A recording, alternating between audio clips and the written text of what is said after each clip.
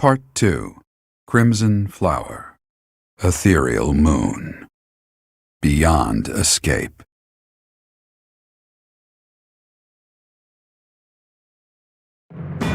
It is Imperial Year 1185. Half a decade has passed since Emperor Edelgard ascended the imperial throne, yet the continent of Fodlan still remains lost in a tempest of turmoil and bloodshed. In the Holy Kingdom of Fargus, King Dimitri has welcomed Archbishop Rhea and her knights, who were driven out of Garreg-Mach to the kingdom capital. As they work to build a unified front, the war with the Empire rages on to the west. Meanwhile, Claude, leader of the Alliance, staves off imperial intervention by strategically stirring up conflicts between Leicester lords in an effort to feign neutrality. As events unfold, Edelgard and her Black Eagle strike force begin to take action in an attempt to break the war's current state of deadlock. You. How long do you intend to sleep? Your body is awake. Your eyes must open now, and you must find the strength to stand upon those legs of yours. Like so much rain, a pool of blood has fallen to the ground. As spears and arrows pierce the earth, it weeps. And even now, it weeps. In order to survive, they kill. And so the people of this world are lost in an abyss of suffering. They weep as well. The only one who truly knows the nature of such things is I. Or rather, you.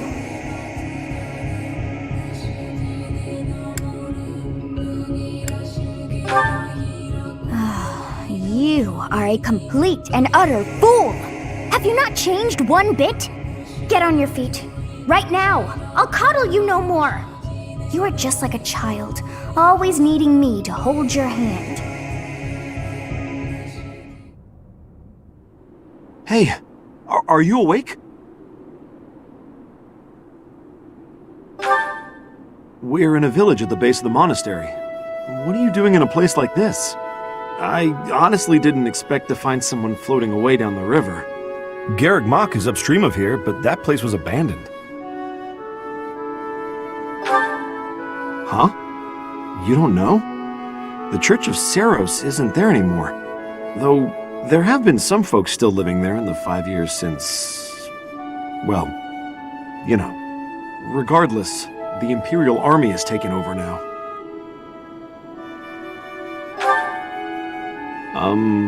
Are you feeling alright? You didn't hit your head or anything, did you? It's the ethereal moon of the year 1185. It's been nearly 5 years since the monastery fell. Tomorrow was supposed to be the Millennium Festival, but who's got time to think about things like that? Yeah, that's what I said. But with the war and the Archbishop still missing it all, I doubt there's a soul to be found who has enough blessings worth counting. Hey, slow down, will ya? Where do you think you're going? Are you crazy? The Imperial Army is there. Come on, I promise I won't say you're a coward. Just forget about going anywhere near the monastery. You just remember I tried to stop you, got it? It's not on my conscience if you wind up dead. Students? You really are crazy, aren't you? There aren't any kids anywhere near that place anymore. Unbelievable.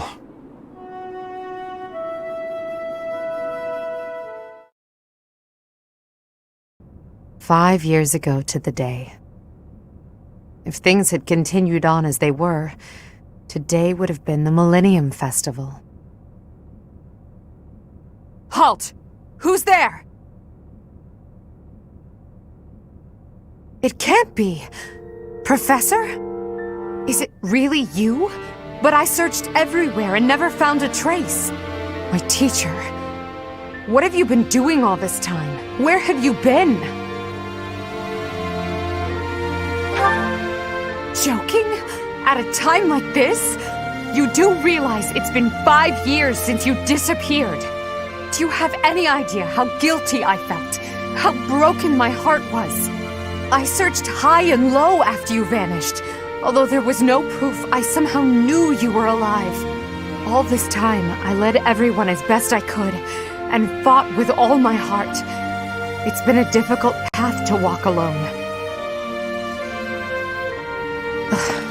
Welcome back, my teacher.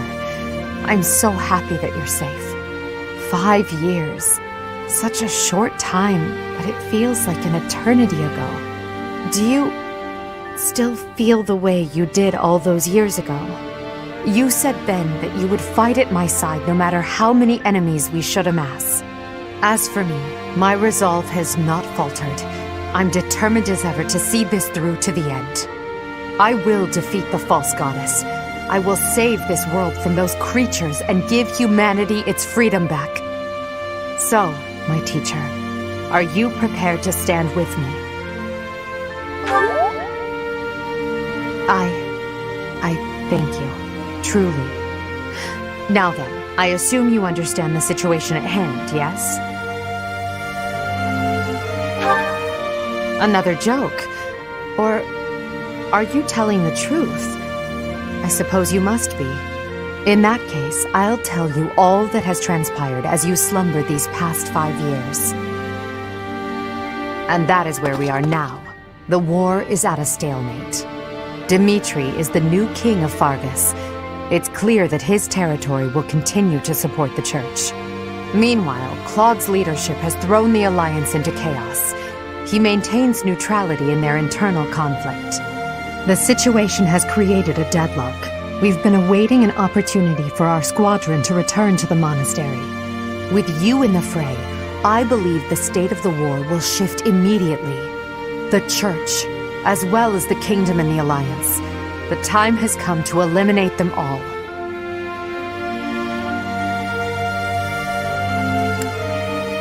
Rhea, Seth, the Knights, and the others are in prime condition. They've set up their base within the kingdom capital. The Immaculate One and her family have yet to fight on the front lines. However, we must eventually face and defeat them. It would mean a great deal to have you with us when the time comes. Good. Well then, I believe it's time for a little reunion. The Black Eagle Strike Force never lost faith. They knew you were alive and have been awaiting your return. Let's not keep them waiting any longer.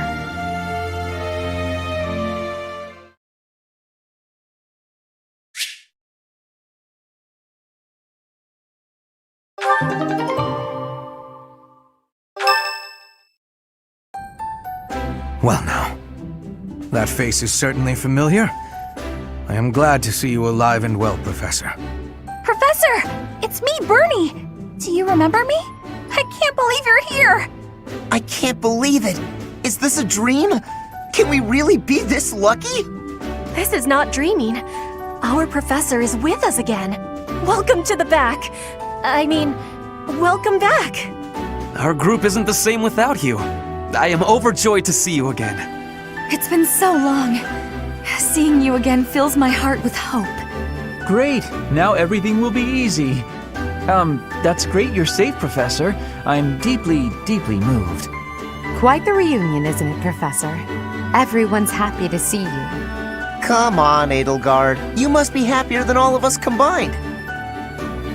She took it really hard when you disappeared, Professor.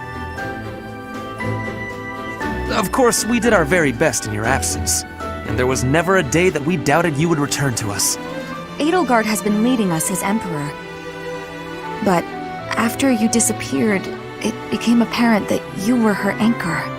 It gives me regret to be admitting this, but our power is not enough. The only one who can be meeting Edelgard's expectations is you, Professor. Most impressive of all is your uncanny ability to bring a smile to everyone's face. In the years since you vanished, we have not lost anyone from our ranks. We all longed for your presence and your leadership, myself included. It seems fitting to view this as a new beginning for the Black Eagle Strike Force. We already have our target. Yes, we must eliminate the Alliance before moving on to fight the Kingdom and the Church. However, that doesn't necessarily mean we must occupy the entirety of the Alliance. House Riken stands against the Empire. Therefore, our target is Deirdre, the aquatic capital. We must cross the Aramid River, which separates the Empire and the Alliance. To do that, we must take the largest bridge across it. The Great Bridge of Myrddin. Myrddin connects the monastery and the Imperial capital to the east. It is the shortest route there. An Alliance stronghold has been built at the Great Bridge. We'll take that and then head north. At the same time, we must defeat the one who defends it, Judith von Daphne. If we can also take control of Daphne territory, it would be greatly beneficial to us. Prepare yourselves. The next battle will be a momentous one. Join me, my friends, as we begin our journey to bring peace and solace to this war-ravaged world.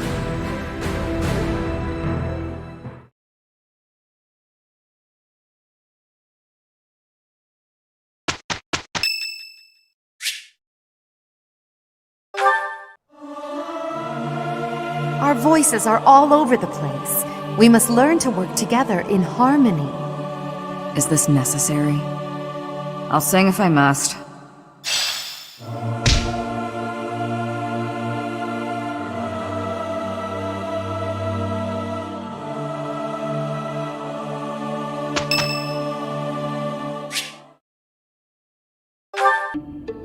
Nice place, isn't it, Professor? Standing here, you can almost feel the goddess's absence. Discounting what dwells within you, of course. Do you think some punishment would rain down from the sky if this monastery were to be destroyed? Of course not. Even if the so-called Immaculate One came back here for revenge, that would only be a result of this war, not the work of a deity.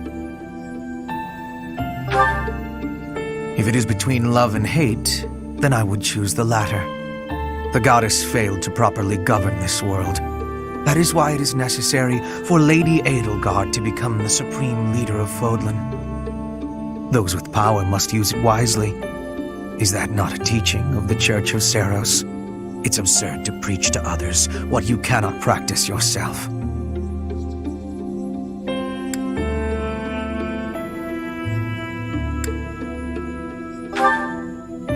That is logical. But I am afraid your logic is informed by your humanity. That is not the case for inhuman creatures with lifespans well beyond our own.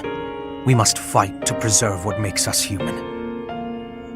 You are the one closest to the enemy. I wonder if you will be able to maintain your humanity to the end.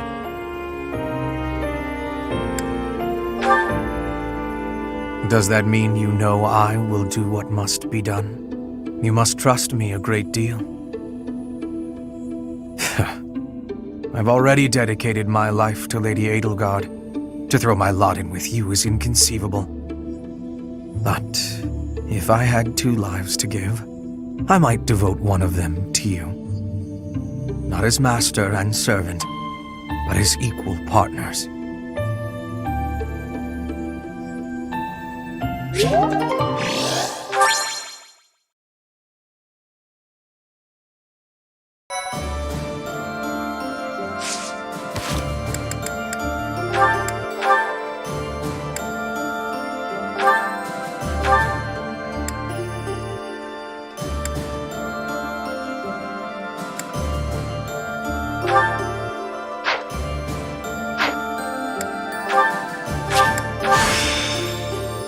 Challenge begets victory.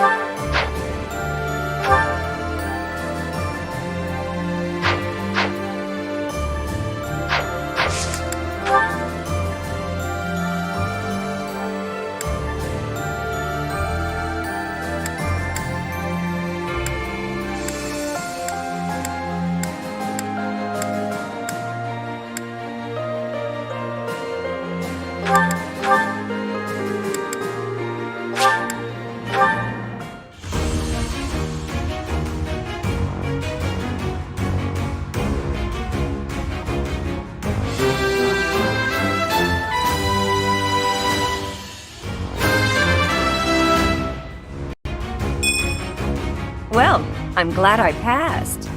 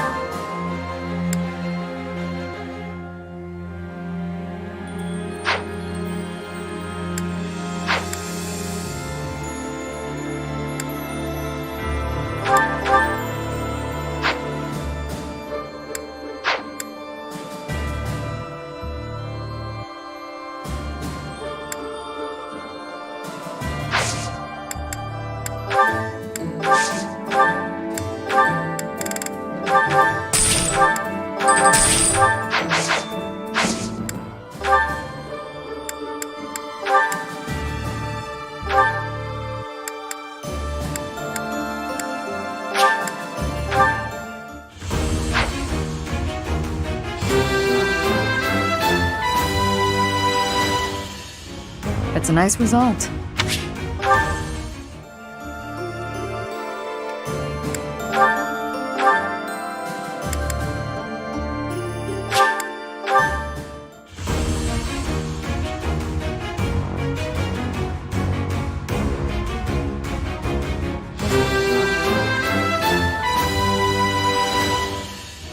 Easy.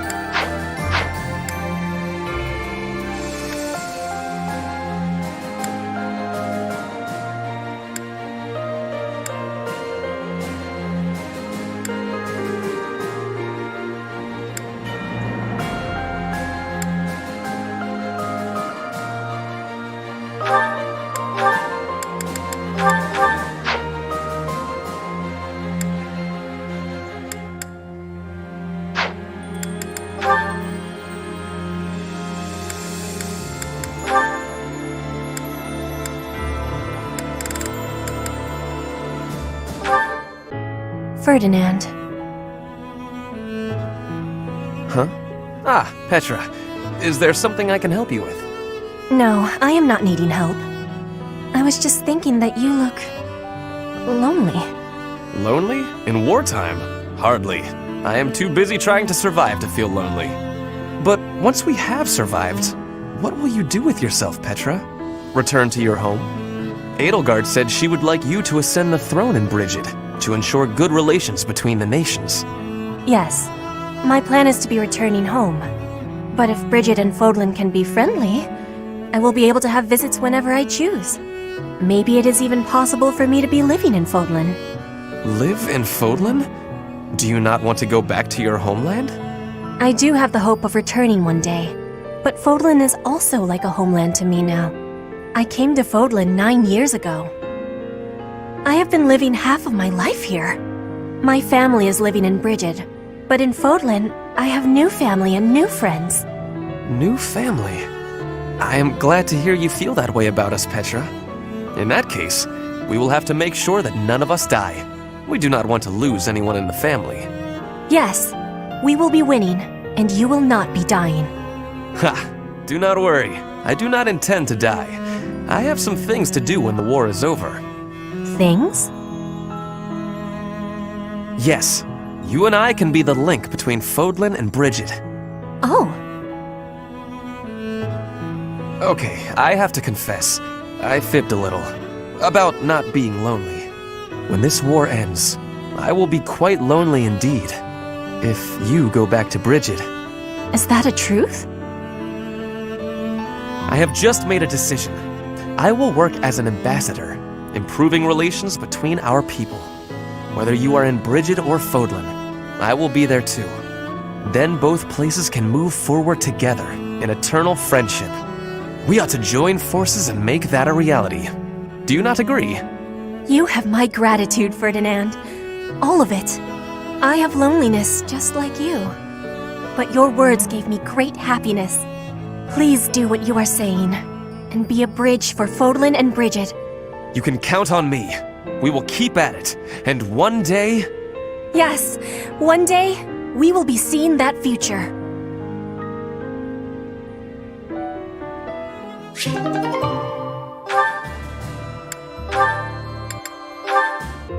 Standing tall, I see. Edelgard, hello. What do you think of this horse? An equine marvel, no? Look how intelligent he is. You can see it in his face. Certainly much smarter than your horse.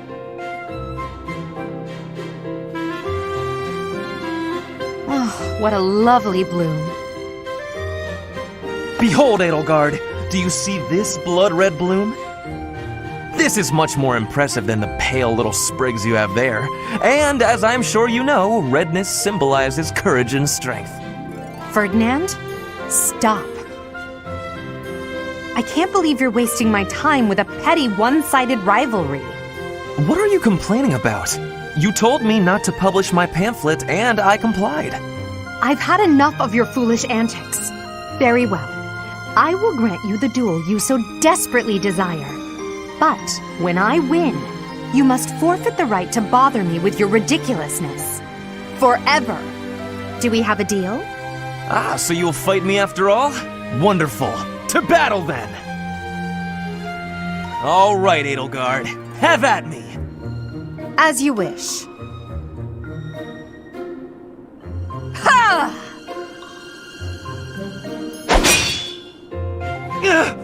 It only took you one blow? How? I can't afford to hold back against an opponent like you. I led with my fastest, strongest strike. Fastest and strongest? You're just flattering me. I have been defeated. Utterly. I cannot believe I was foolish enough to challenge such a plainly superior opponent. The difference in our skill level is not so great as all that. If you had taken the first strike, you might have won. That's why I didn't give you the chance. I do not think talent is what separates us so much as readiness. I had not the faintest idea of what to expect from a real duel. I was playing, but you were not. That such an ill-prepared noble would think to challenge you? It is laughable. Ferdinand.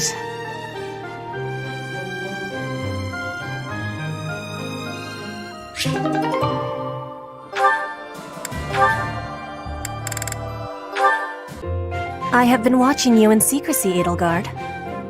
But you and Hubert were noticing me, correct? Well, if you intend to shadow us like that, you can be sure it won't escape our notice. Hubert was primed and ready to remove you. I ordered him to stand down. You have my thanks. I have been making a decision that I am wanting to learn from you. I was thinking it was enough to be shooting one bird with one arrow. But after speaking with you, I trained with hardness. Now I can be shooting 2 birds with 1 arrow. 2 pheasants? Are you implying that... Yes, a single arrow. That's astounding, Petra. It's perhaps a bit late to explain now, but what I was getting at earlier was actually... I am having a joke. You... come again? I really was shooting these birds with 1 arrow, but my joke is that I did have understanding about what you told me. I took it to my heart. Did you know?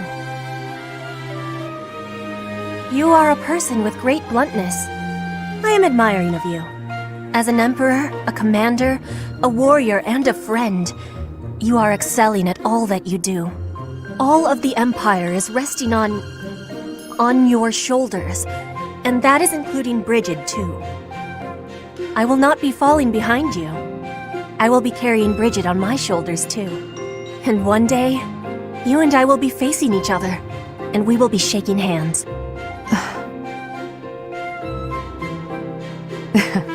Yes, that much is certain. I can see that you no longer need me to look out for you. You and I are much the same. We dutifully shoulder our burdens and stand tall no matter what. It would be foolish of me to deny it. Your words give me great joy. And it also gave me joy to see you being flustered when I was showing you the birds. A cheap trick, to be sure, but inarguably funny. To think that you went to all the trouble of shooting 2 pheasants at once for the sake of a joke. Well played, Petra. We both are growing every day. I hope we will keep doing so.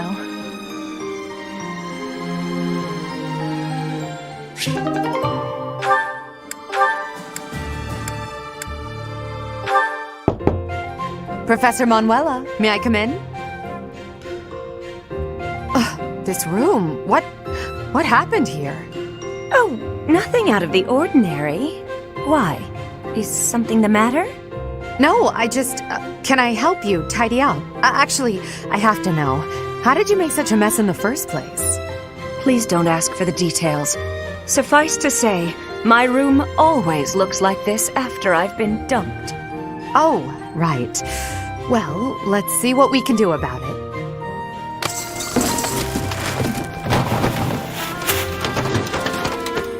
Your help was unexpected but appreciated, Edelgard.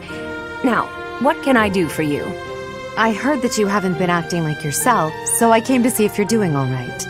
But the moment I saw you, I could tell you were troubled, so it seemed pointless to ask. I suppose it was rather obvious, wasn't it? Perhaps I should stop being quite so dramatic. All the same, dear, I'd like to repay you for helping me out. Name your prize. I don't need a reward, but if you wouldn't mind answering my question, I'd greatly appreciate it. Of course. What is it? I once asked you why you chose to retire. You said that the goddess supports you emotionally, but it's up to you to take care of the rest. I have to admit that I don't quite understand what you meant by that. Can you please explain? Did I say that? I suppose so. From joining the Middle Franc Opera Company to becoming a diva of the grand stage. I went through so much to achieve what I did. Looking back, I don't know how I made it. What happened during that time? A lot. My divinely gifted voice only got me to the edge of the stage. From there, I had to work hard to defeat my rivals. I did all of this by myself through sheer force of will, all so I could stand center stage. I see I was wrong about something.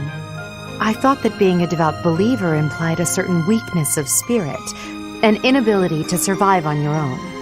But you've proven me wrong, Professor Manuela.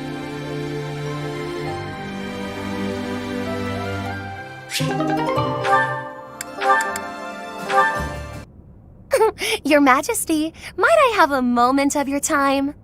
Yes, of course. Unless you're not planning yet another magical exhibition, are you?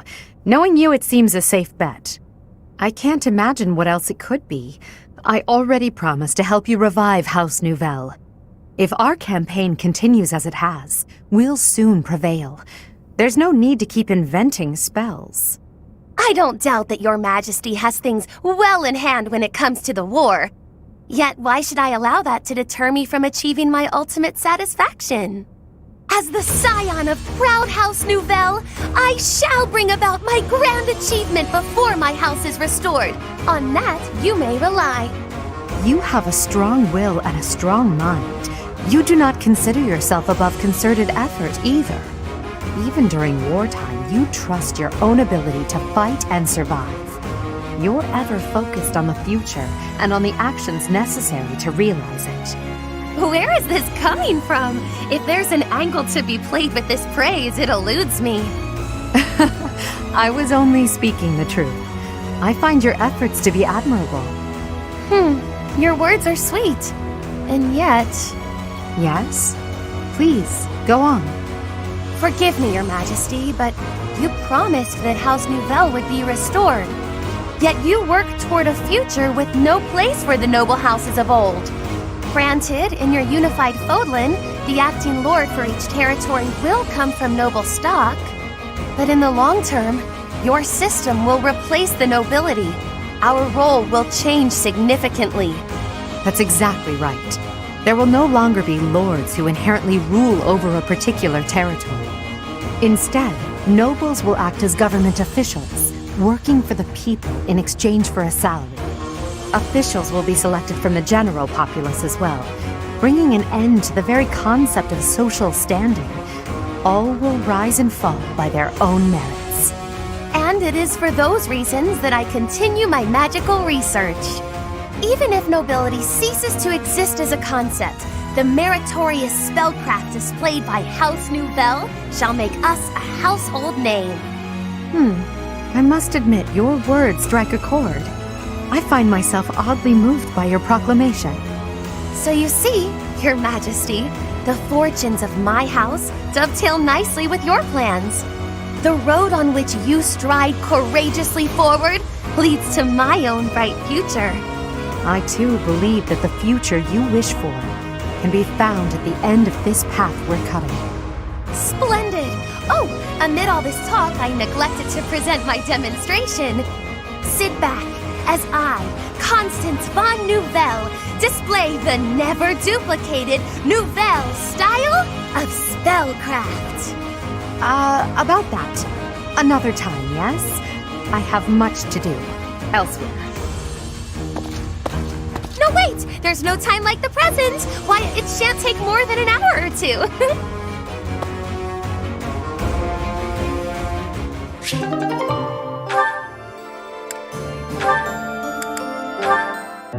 Show them this letter. Threaten them. Do what you must. Now go. Yes, sir.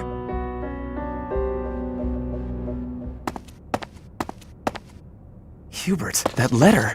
Is that what I think it was? I suppose there's no denying it. But Edelgard... explicitly forbade me to send it. Yes, I know. I cannot believe it! You disobeyed a direct order? I thought you were her loyal aide. Unwaveringly. All that I do for her. I seem to recall you expressing a similar sentiment. It is our role to guide her when she is on the wrong course of action. Is that not what you said? You're not supposed to do it in secret. When you disagree with your leader, you must voice your concerns directly. Otherwise, what is the point? The point is the same. Lady Edelgard's best interests are served whether she knows it or not.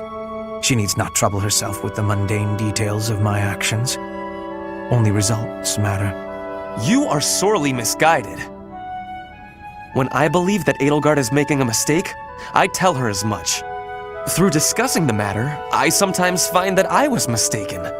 To skip that process, to make a decision that is not yours to make. Perhaps your advice is simply useless then. Excuse me? Listen to yourself. If I do as Lady Edelgard requires, then you tell me to be more independent. But if I tread my own path, I am misguided.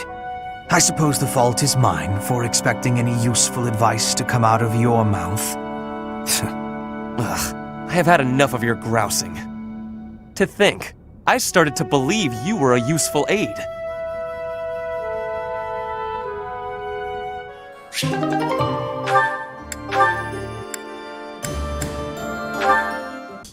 I must thank you for lending your expertise to the aid of Her Majesty, Hanneman. Your gratitude is wasted on me, Hubert. I choose this situation entirely because it benefits me. I could carry out my research anywhere, of course, but that is, as they say, beside the point. Is that so? Hubert, there's something I want to tell you. Will you hear me out? Depends what it is. It concerns your father. Then no, absolutely not. Oh, by all means, cover your ears and run out of the room. I'll still speak the words. for I feel that I must.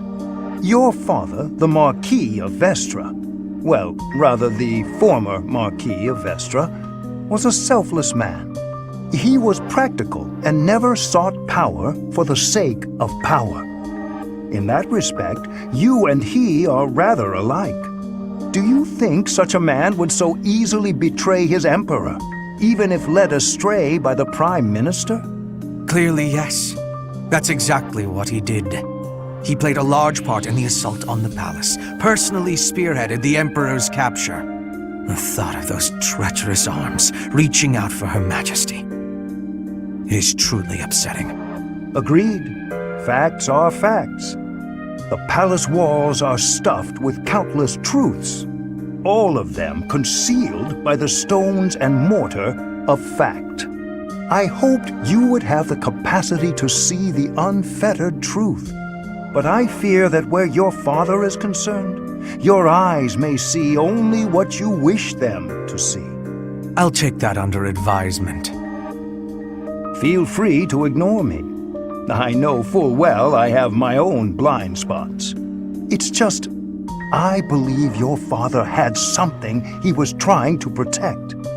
Bearing a stain on his honor, being purged by his own son, all in the name of protection. I speak from knowledge, as someone who failed to protect something I held dear.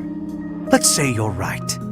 Suppose he did it to protect something he cared about. It doesn't matter. Doesn't change his actions or my judgment of them. My father was a traitor to House Hraesvelg, and he deserved what he got. That was me protecting something I care about. Ah, I can see the right of that. You have chosen your own path, Hubert. Continue protecting what you wish to protect, and I shall support you from the bottom of my heart.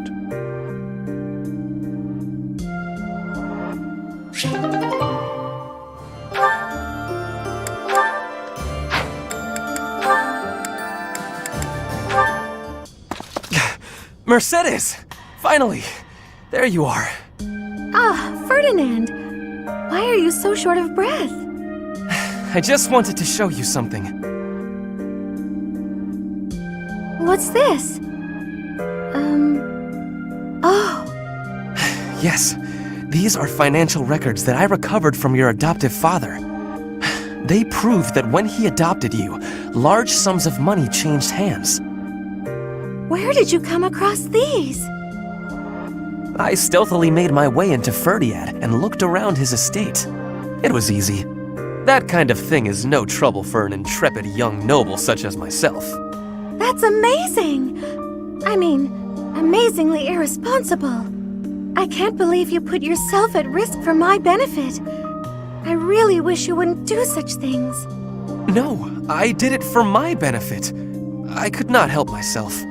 With these documents, we can show everyone what a scoundrel your adoptive father really is.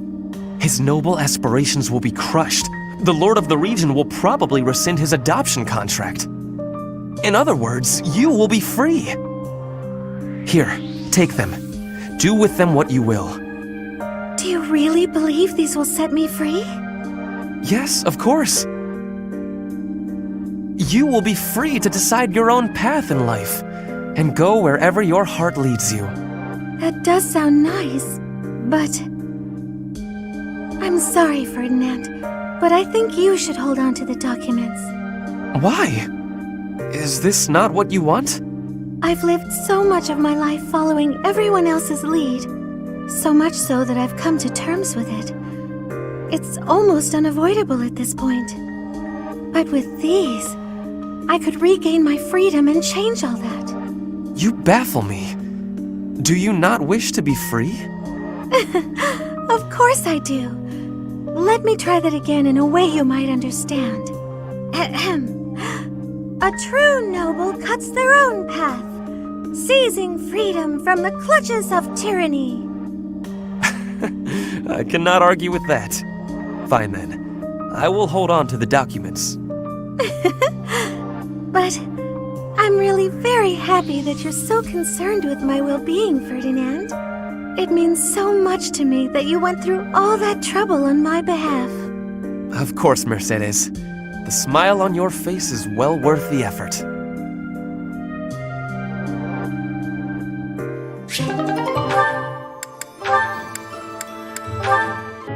How the crimson rain of pain it came, falling hard upon a land aflame, when the sacred blade it split the sky until the heavens heard our cry. In the hour of vengeance will you heed the call?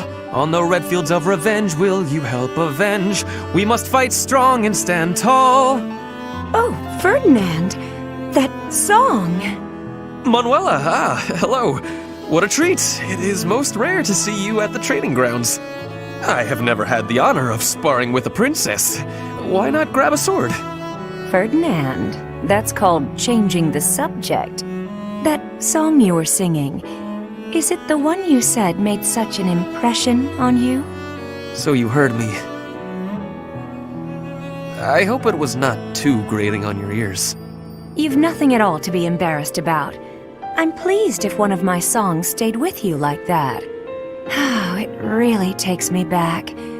I remember the big battle in the first act. How the crimson rain of pain it came, falling hard upon a land aflame, when the sacred blade it split the sky, until the heavens heard our cry. In the hour of vengeance will you heed the call? On the red fields of revenge will you help avenge? We must fight strong and stand tall. Wow. My heyday is behind me. That's for sure. No, that was wonderful. Exactly the voice I recall from my childhood. To have witnessed this performance in such an intimate setting, I am deeply moved. I cannot stop trembling. I feel as though I am going to cry. You have shaken me to my very core. All right, Ferdinand, relax. I can see that it's affected you deeply. You made a little boy's cherished dream come true. Perhaps you can help realize one more. Another one? And what would that be? Would you do the sword dance with me? The one that accompanied the song? It had a part for a male performer, if I recall. I would be truly honored. I'm sure I can't do it as well now as I could then, but you're just so adorably... you. I can't resist.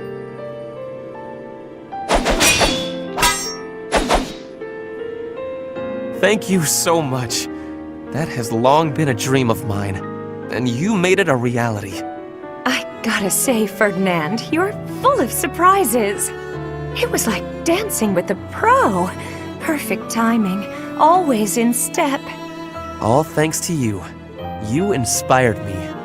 Or perhaps it was you who inspired me.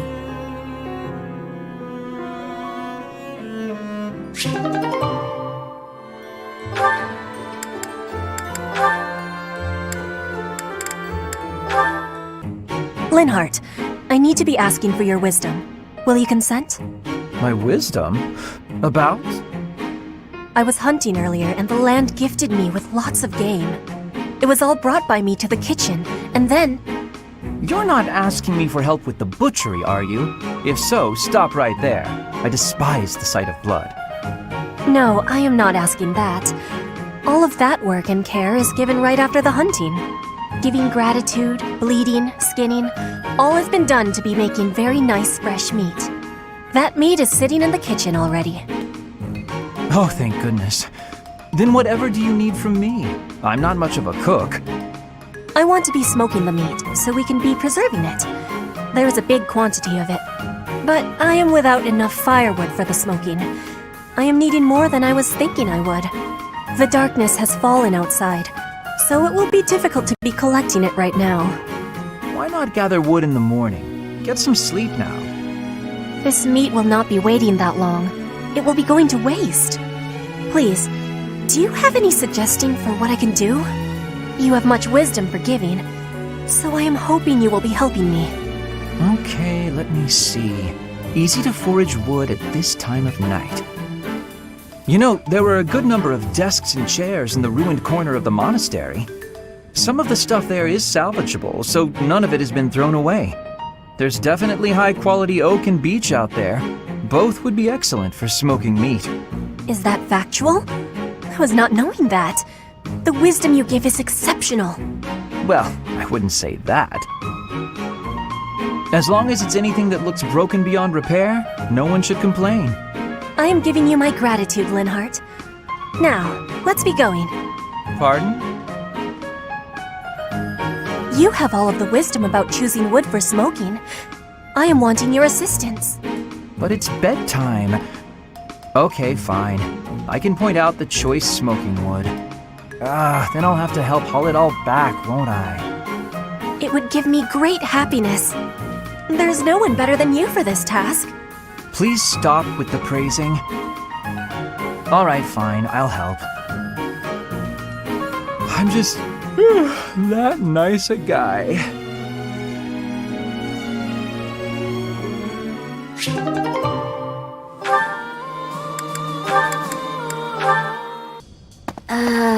You seem to have lined up your desserts very meticulously. What you see before you, Lysithea, is a life choice. Oh, really? The most skilled pastry chef in the army has been asked to do the impossible in the heart of wartime. Source high-quality ingredients, employ advanced baking methods, and create these 2 pastries. Wow, you've put a lot of thought into this. May I? Of course. You can have but one, though, and it should be noted that they taste completely different. I thought I'd split them between us, seeing as they were made so carefully and are so very, very special. Ah, thanks. So, what exactly is the life choice you mentioned? Also, if you are not partaking, I'll just go ahead and eat them both. Oh no. For you see, if you eat one, you simply cannot, must not, eat the other. Should you eat both, a pair of ingredients, one in each pastry, will combine to poison you. That seems unnecessarily intense. Just one won't kill me then? Of course not. But making this choice means you will not be able to taste the second dessert, ever. No matter what I tell you, you'll never know which one tasted best. And if you are underwhelmed by your choice, you'll regret your decision forever. So, I should just pick one and be done with it. But you've already chosen, haven't you? Not between the pastries, but your life paths. You would gamble on the chance of living a long life, even if it meant losing your 2 crests, correct? Hence my current choice. Wait, whose choice are we talking about now? A shortened lifespan doesn't necessarily mean a short life. Even with 2 crests, you might live a long time. And with you around, the study of crests will undoubtedly reach previously unimagined levels. On the other hand, getting rid of them could help someone that I care about. Maybe. Or maybe it won't help at all. Unfortunately, one never knows until they eat the pastry. Even then, you can never taste them both. Hang on, Linhardt. Do you mean to tell me you care about me? Since when? When indeed. You are someone I care about, though.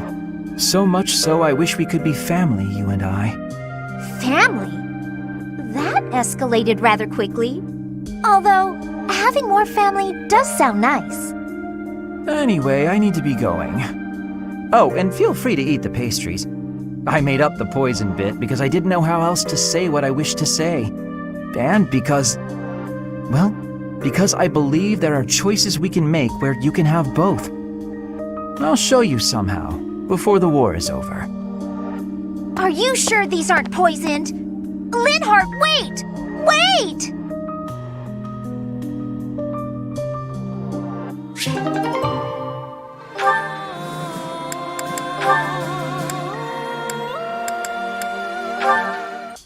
Hey, Petra. How's training going? It is going well. I am not having any troubles right now. Good. At least things haven't gotten worse, right? So, did you hear what happened the other day? The professor, really. Caspar. Oh, whoa! Okay, there's no need for that. You are the son of my father's killer. That means I must be killing you and taking revenge. What? I thought you said it wasn't a big deal. We're not our parents and all that. Your optimism is not making sense. It is not possible that you are not having hatred for me. My father was killed. By the Empire. By your father. And so I will be impaling you on this blade to be satisfying a deep wish of mine. A deep wish? What are you talking about? I am talking about my wish. Of course, I am also having another wish. An even deeper wish. I wish for you and I to keep being friends. To keep fighting and surviving together. When you are speaking of your father, it is with a proud smile that injures my heart. But that is only a small thing. You also are working harder than anyone I am knowing, so I can't bring myself to be killing you. I see. So you do hate me because of what happened, but you still want to be my friend? You haven't stabbed me yet, so you obviously want me to live more than you want me to die. I hope. That must be the truth. More than all of it, I am not wishing to be losing you. It would give me great sadness. Oh, okay, that's a relief. I don't want to lose you either, and I definitely don't want to fight you. To be honest, if things were the other way around, I don't think I'd be able to forgive you. I'd hate you, and I'd hate myself for feeling that way. Caspar. But you're not like that. You see me as your ally and your friend. You had the chance to kill me, but you used it to show me that you want me to live. You really are an incredible person, Petra. I want to be more like you. I want to prove that I'm a good friend. I promise, you won't regret letting me live. You have my gratitude for your understanding. Hearing your words gives me great happiness. I was always feeling a barrier between our hearts. I am sure I was also the one putting it there. But from now onward, I will be sharing all of my heart with you. My grief and anger, joy and love, all of it. I'd like that, Petra. From now on, we'll be more honest and open with each other.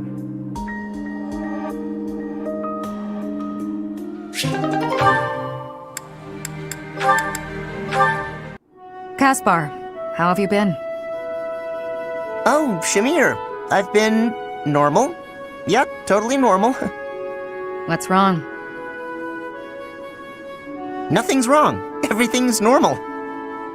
Then you should try to act like it. If something is bothering you, say it. I don't know what you're talking about. I'm disappointed, Caspar. I thought you were the type to always speak your mind. All right, fine. You got me. Truth is that I heard something about you. I heard you fought in the battle between the Empire and Dagda. Yes. And? And I heard that you maybe lost someone important in that battle. Perhaps. What's your point? No point. Not trying to make a point. I just didn't know you were involved in all that. I was hoping we could be friends, but you fought against the Empire. You obviously have every reason to hate them, so I'm sure you don't want me around. What does my past have to do with you?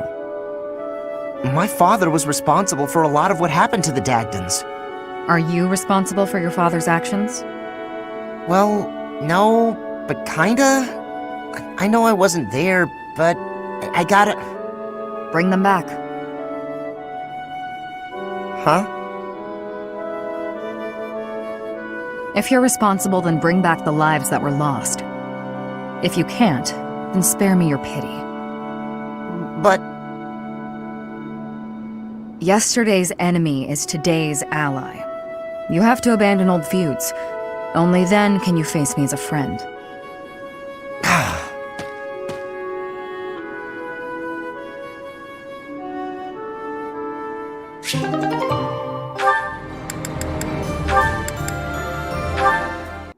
Shamir, can I be having your time?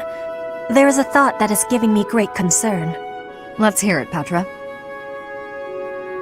If Dagda is ever invading Fodlan again, what will you be doing?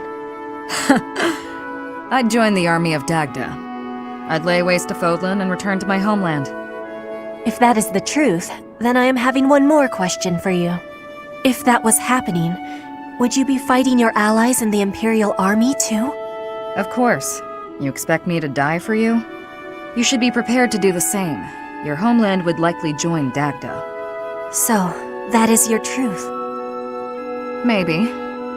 If you'd asked me 5 years ago. I've been a mercenary since childhood. Always fighting for a bounty. If my allies didn't pay, I'd side with the enemy. It's why I became a sniper. Easier to dispose of anyone with a reward on their head. It's also why I joined the Knights of Saros. I owed them a debt, but that's all changed. You are not fighting for money now? That's right. When I see everyone fighting for Fodlan, I feel inclined to help. I won't die for the cause, but I will protect everyone. If the army of Dagda engaged you, I'd fight at your side.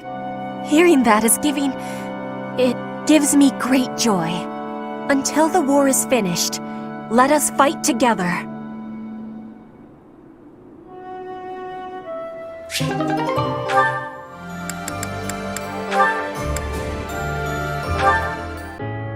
What's the use? Even with all I've learned, I still don't understand. Hello, Constance. I hope I'm not interrupting. Not at all. I was just in need of a sympathetic ear. I found a magical scroll, which, unless I am mistaken, should relieve me of my woes. Oh, wonderful! Not so fast. The magic within this scroll is a type I have neglected to study. It pains me to admit this, but it may take decades of going back to the basics to grasp it. Decades? That's a long time to spend with your nose buried in an old piece of parchment. Why must the goddess dangle a solution before me, only to cruelly pull it away? There's no need to despair. To tell the truth, I like you just as you are. You do? Why? Those low moods of mine have never done anyone the least bit of good. You're like a little sister to me. Nothing you do will change that, not even a little bit. Really? Of course, you're my sweet Constance, and I like you just as you are. I see. Perhaps my moods are not the great burden I thought they were. Oh, I'm sorry. I didn't mean to pressure you. No matter what decision you make, I support you. I felt no pressure, I assure you. It's more that I feel embarrassed to have been embarrassed. I'd put so much effort into finding a magical means to alleviate myself that it never occurred to me that maybe all I needed was to accept myself. What will you do with the scroll you found? Oh, I'll continue to research it, for research's sake if nothing else, but I may have no need of it. It's not as if these moods of mine have ever hampered my efforts to restore my house. And I am as a sister to you, no matter which face I present, yes? Nothing, no mood, no foe, no obligation, will keep me from honoring my sisterly duty to protect you. We can protect each other. Good. It is settled. Now we can begin the hard work of reclaiming our titles. Absolutely. We'll become sister sages and restore our houses to their former glory. You understand the plan perfectly. If we walk this path together, it can only end in triumph.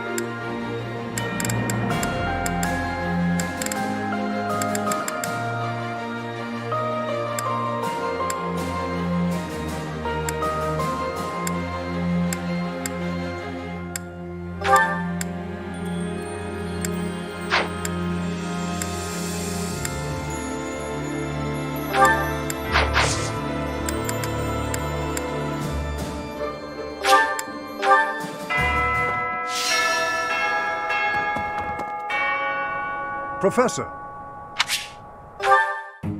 Which means that there are some elements of your power that cannot be explained by current theory. Although this may lead to a discovery that alters the very fabric of Crest research. Oh, pardon me, Professor. I became lost in thought, and I do tend to ramble. I suggest we call it a day. Do you concur? No, you mustn't push yourself too hard. When you are not in battle, you are so often here with me. I get so energized speaking with you. Well, I must remember to pull my head out of the clouds.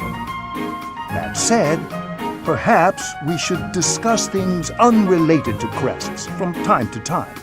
Some sort of silly, light-hearted topic might be nice, eh? I'm not especially skilled at small talk, alas. Let me see. Perhaps we should discuss... I know. Food. Not my strong suit, the culinary arts, but I do enjoy a good meal. Which kind of food do you prefer, Professor? Sweet or spicy? Spicy? Quite the opposite of me. Yet you're an exception in lots of ways, so it's not altogether surprising. An old colleague of mine theorized that those who bear crests favor sweet flavors over spicy. She suggested that the crest exerts some manner of influence over... Oh, there I go again. How embarrassing. We were supposed to be avoiding talk of crests, weren't we? Terrible habit of mine, finding a way to turn any conversation towards crests. I really should find a way to stop that.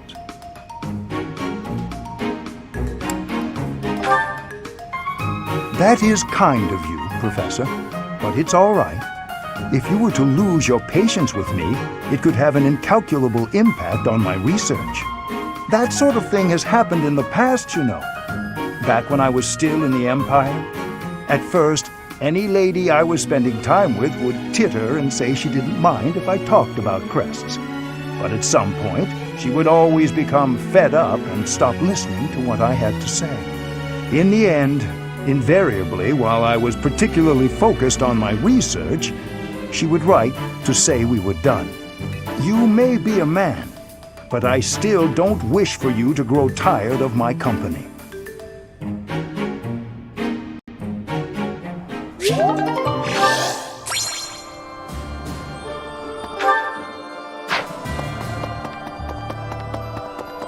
Okay.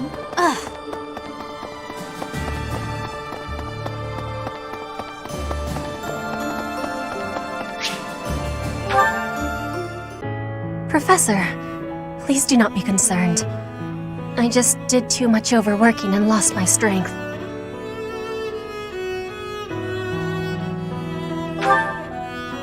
Yes, I have no problems. Accept my apology for giving you worry. I have sorrow. I am sorry to be fainting at a time like this. Even though I was not asking for your care and attention, you gave it willingly.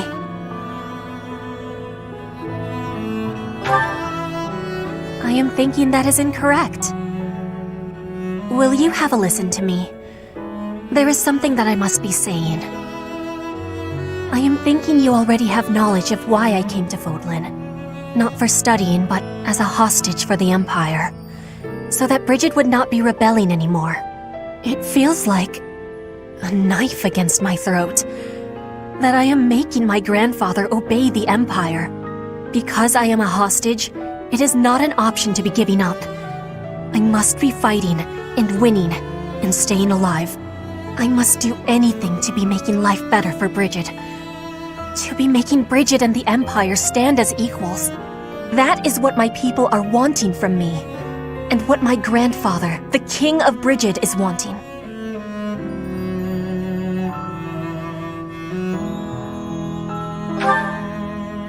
My want? I am not knowing of that. The wants of my people are something I have power to achieve. Their wants are my own.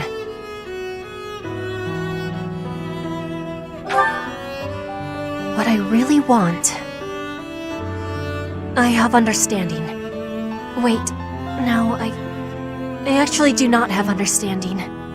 Yet, what I am understanding is that there is something I am not understanding. When I know what my true want is, I give you my promise that I will be telling you first.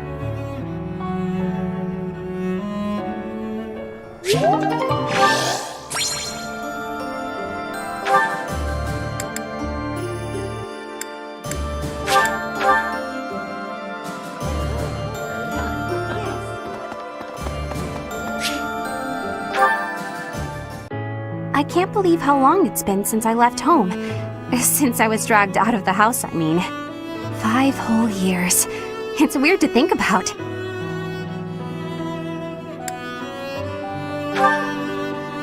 No. But if you'd asked me that 5 years ago, I'd have said the opposite. I have friends here, and I have you. The monastery's become a second home to me. Back then, I never would have dreamed a day like this would come. It's all thanks to you. You've given me a second chance at life. If not for you, I never would have gotten used to leaving my room, let alone the monastery. Maybe the battlefield's just dulled my senses. I'm much better with strangers and new places now, though. I don't panic nearly as much as before.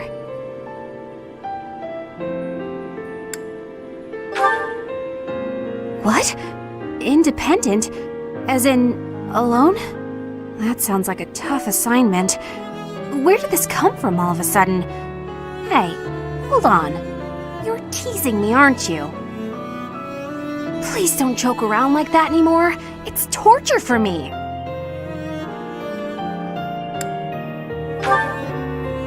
Come on, Professor. I'm begging you. Please promise me you won't do that again. Friends respect each other's feelings, don't they? Good. I'll hold you to that. You're absolutely not allowed to send me out anywhere on my own. Got it? You would need to come with me. If you're with me, I can go anywhere in the world.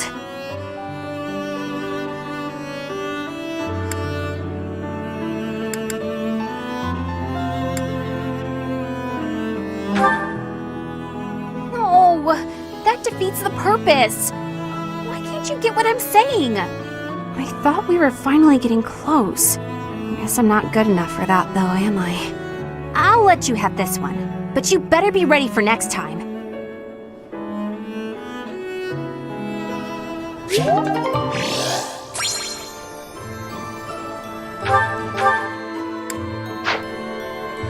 Hey there.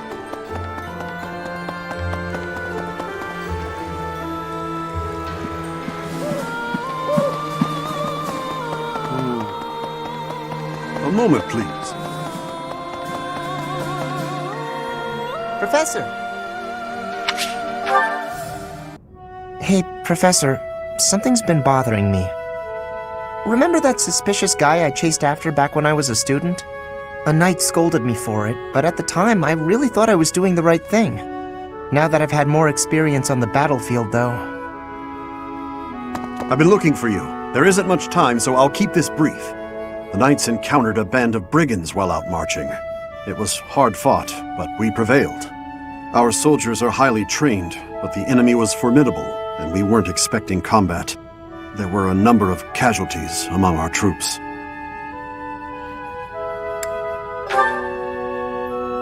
There is something I wanted to bring to your attention.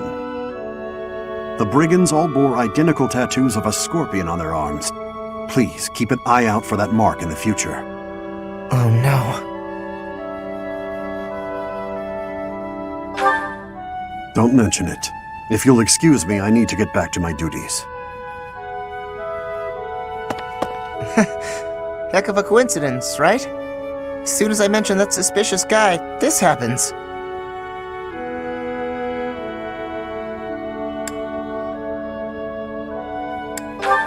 But some of the knights died in combat. They died because of what I did 5 years ago. This is my fault. If I'd stayed quiet and tracked the guy down like you said, we would have stopped those brigands sooner, and I wouldn't have blood on my hands.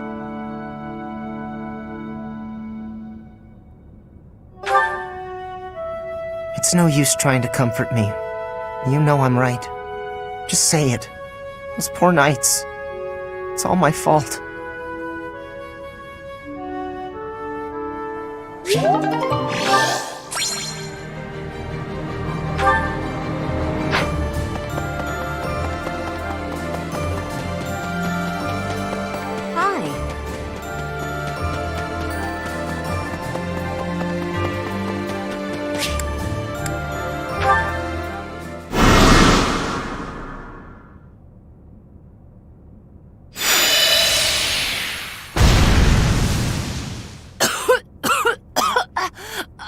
Another failure!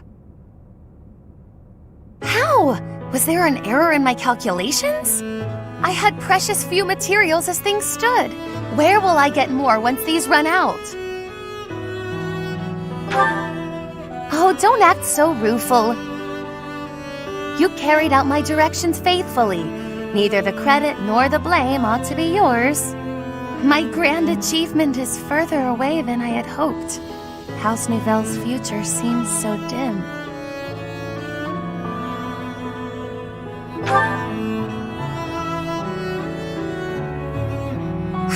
You're correct, of course. I mustn't be discouraged. It is hard to maintain one's patience after 5 years. But in the greater context of the history of House Nouvelle, 5 years is barely worth counting.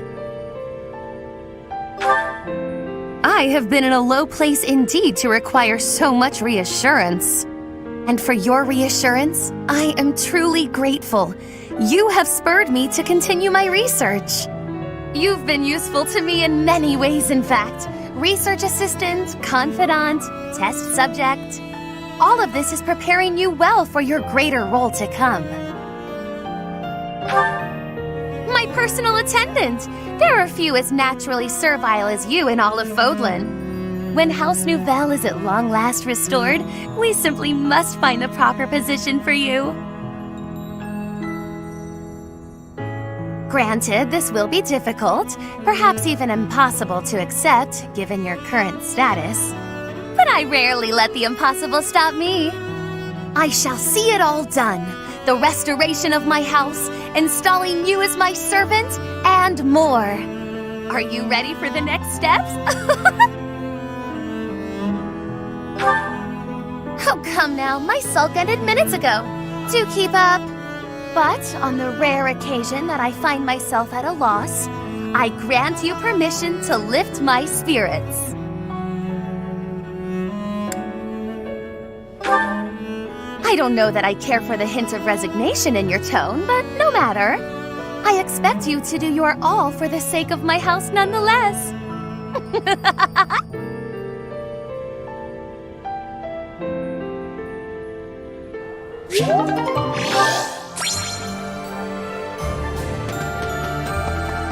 Hi there!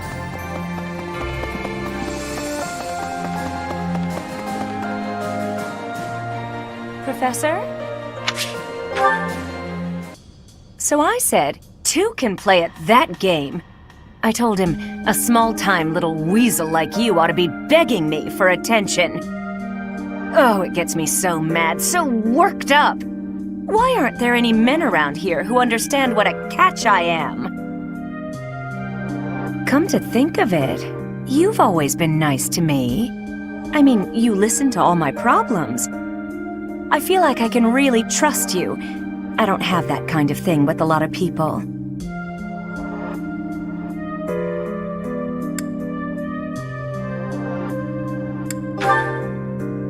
Right, I got it. I knew you'd say we were just friends.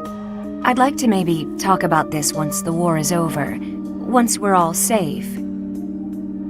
All right, enough of this moping around. What we need is a change of mood.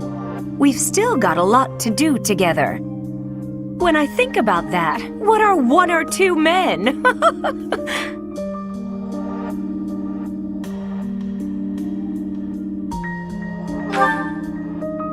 What's wrong is, it's not just 1 or 2 men, it's more like 100 men, maybe even 200, more! I'm completely... Oh, I can't get out of this mood! Actually, I've got an idea. Exercise will help. I'm going to the training ground. Come on and give me a hand. Gonna work my anger out on 100 training dummies. Maybe 200 if we've got 'em.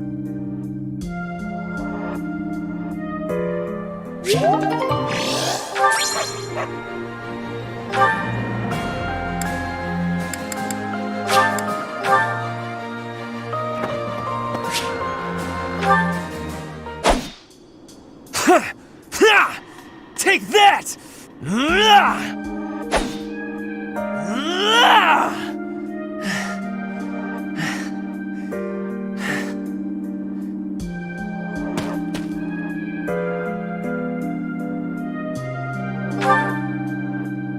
Yes, I am in a hurry.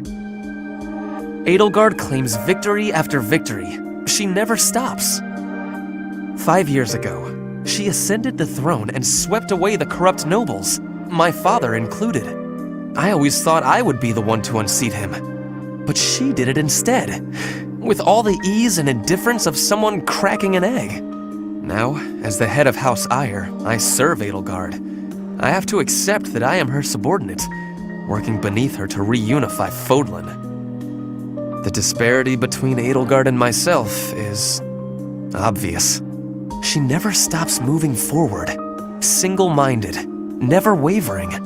But where does that leave me? Here, flailing about, going nowhere, contributing nothing. But it is. That is the reality.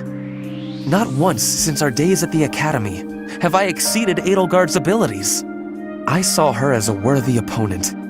She did not even see me as a contender. She did not even consider me at all.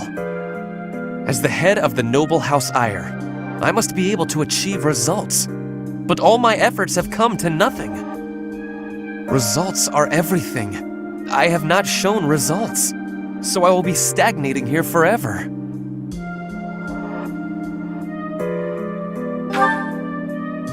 I appreciate your kind words, but you are wrong. I know that I have a massive wall to climb, and I must climb it alone. Even so, may I ask a favor? Professor, please keep an eye on my progress. I would appreciate if you were always by my side, bearing witness to my accomplishments.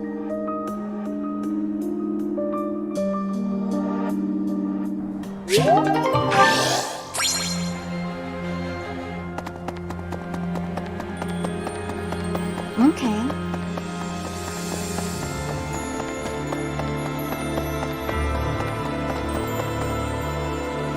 Professor.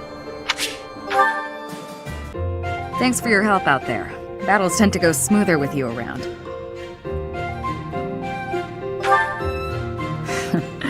I think you did most of the heavy lifting.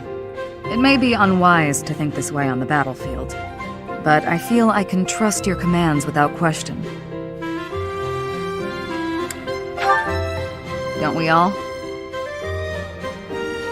But judging by the results of our recent battles, you're clearly good at this.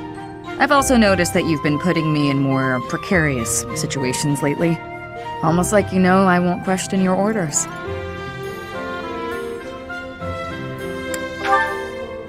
Huh. I'm glad you trust me to get the job done, but still, I knew you were doing it on purpose. You're in a very important position now that you're leader of the Imperial Army. Funny to think you used to just teach at the Officers' Academy. Your old students still call you Professor. That's no title for the commander of an army.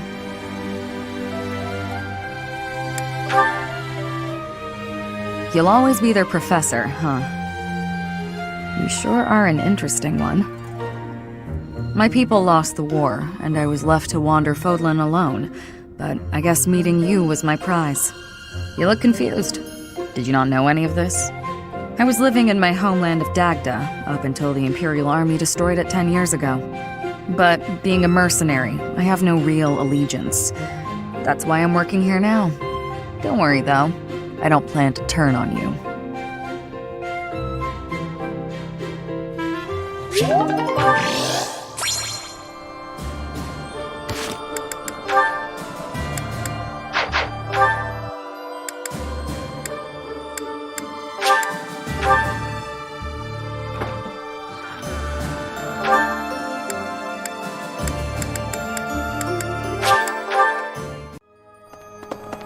No.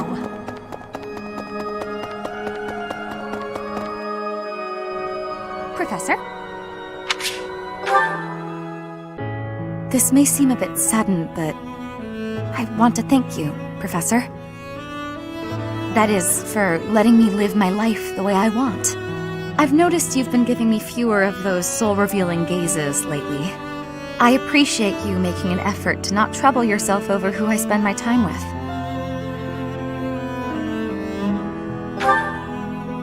Well, of course. Did you think I wouldn't notice? It's kind of sweet in its own way. Professor, may I tell you a story about when I was younger? I was an orphan, living in the back alleys of Enbar, until one day I was overheard singing. That was when my new life began. I was suddenly a songstress in the Mittelfranc Opera Company. Performers, nobility. I met so many people. But none of them ever really knew me. I was just some young, pretty girl who could sing. A spectacle to be admired. Even though everyone praised my looks and my voice, and they showered me with gifts, I knew one day I'd be old.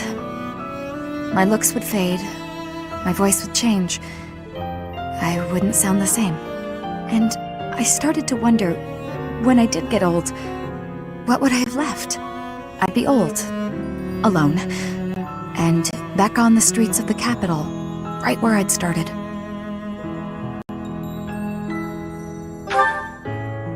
You can never be certain about what the future will bring.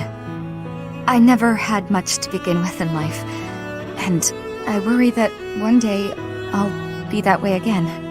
That's why I keep searching for someone who will love me. Someone unaware of the songstress, who can love a girl that used to be scared and alone on the streets of the capital. I wonder if such a strange person can even exist.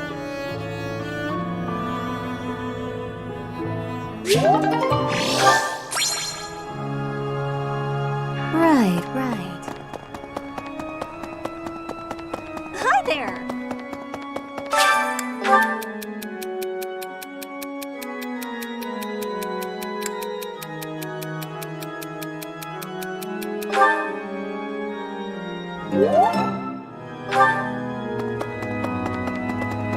Hey!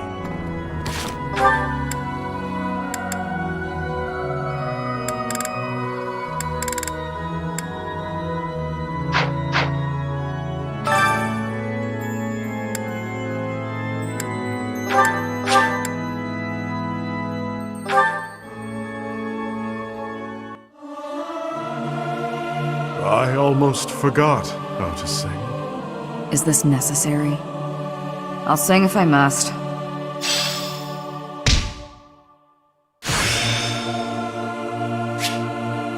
This experience is critical.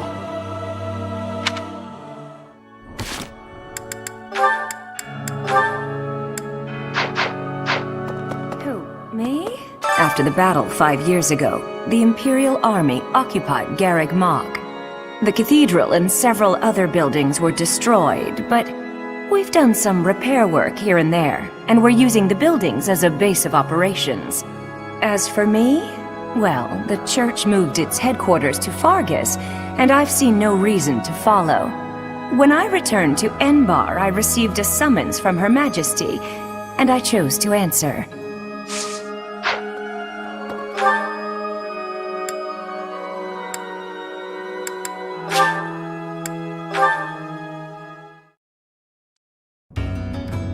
Professor! Hey you, listen up. I've got something to report. It's you. You're still alive. It's been 5 whole years, hasn't it?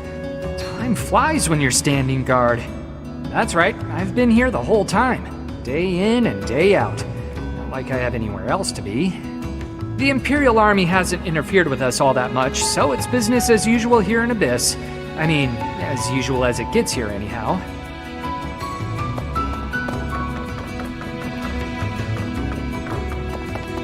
Oh no, a lot of folks cleared out once the fighting started. People are saying it was the church that used to keep order around here.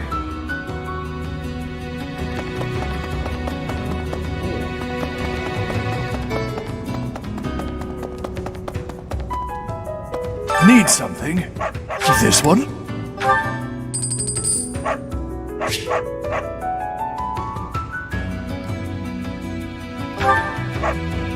This one?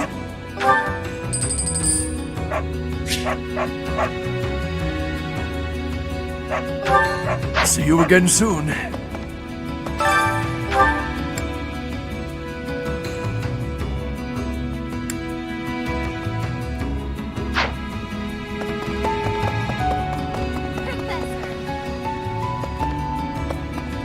If you haven't heard, we'll soon be launching a full-scale assault on the Alliance. Her Majesty has searched relentlessly for you. Now that you're found, her moment has come. Yes, before then, I had never known her to show such desperate resolve. The stalemate we've been locked in shall give way very abruptly. We have your reappearance to thank for that.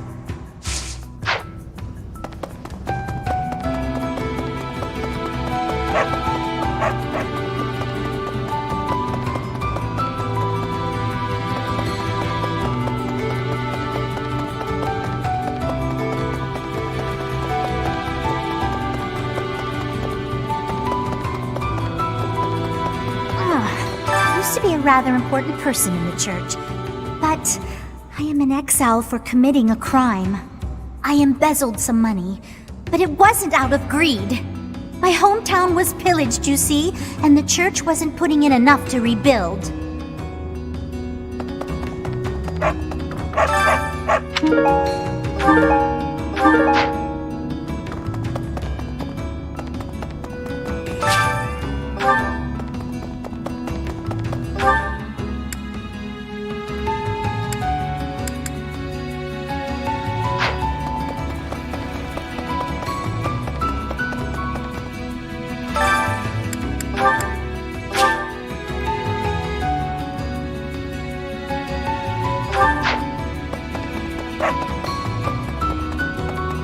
Oh no.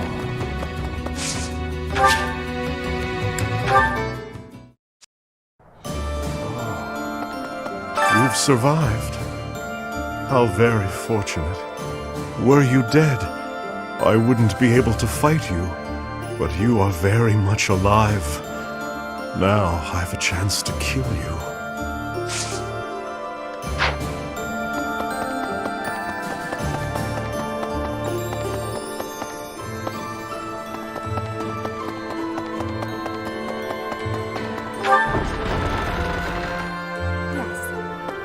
Edelgard is controlling the Empire.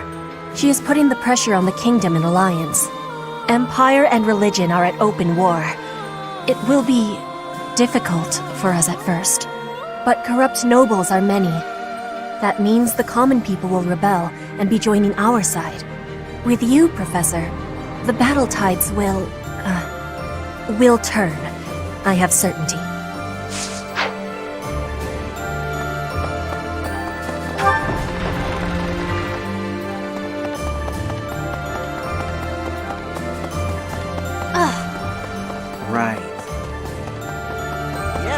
Alright, I'm ready to fight. Let's do this.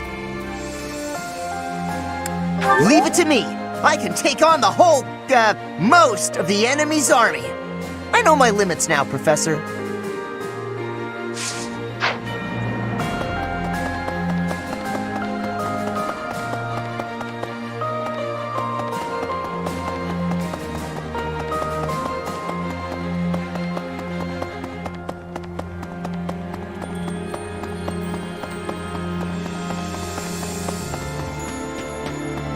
If you don't mind, I have a favor to ask.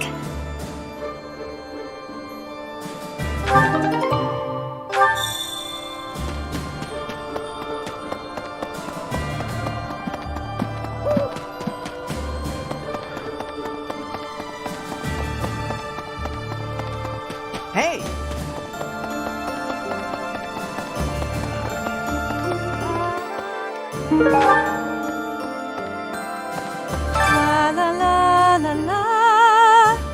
Professor! Oh my, it's so good to see you. These days, so many old friends seem to be disappearing. But you're here. It's incredible to see you again after 5 years. I have a feeling your name will go down in history.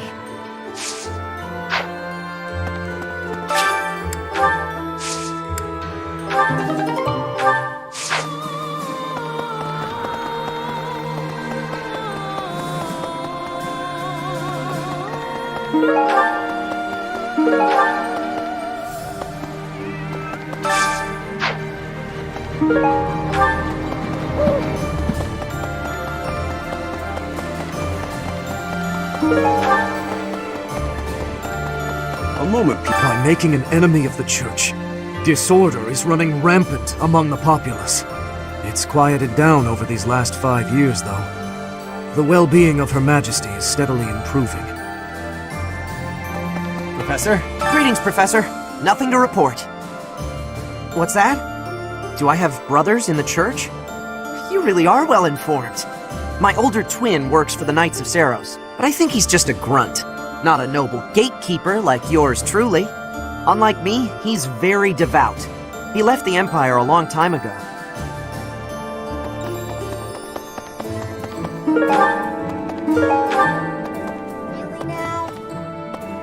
There's unrest everywhere these days.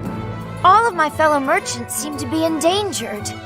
I hope things go back to normal soon. People need more to smile about, aside from my great deals. Hey, how about a favor?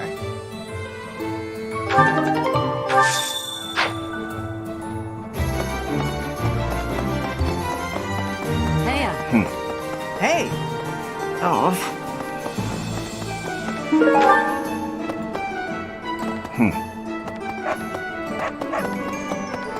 Professor?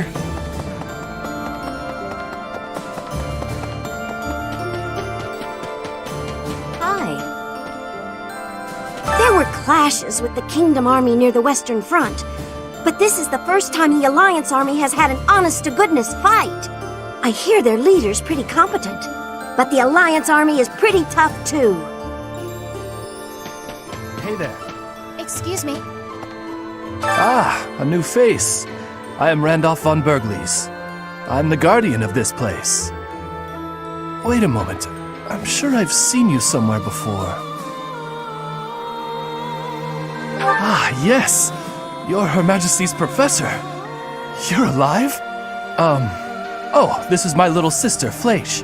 She's just a rookie, but she's helping me as my assistant. Hello, I'm Fleisch von Berglies. It's nice to meet you. I know I'm inexperienced, but I'm gonna do my best. You can count on me to look after my big brother. I've heard you're planning to march into Alliance territory. I'll be here to guard the fort.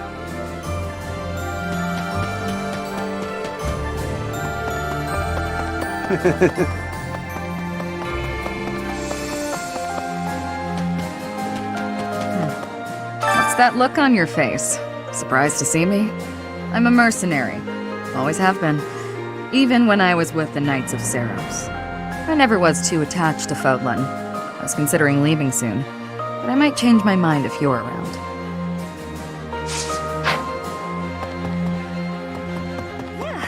Are we leaving for battle? I heard it's a long march. But it's fine. I've had plenty of time to stay inside lately, so I think it's time I run out. Yeah, I can do this. No more Bernie Bear. Oh, yeah. People call me Bernie Bear since I hole up in my den all the time. Not anymore, though. Ugh. Right.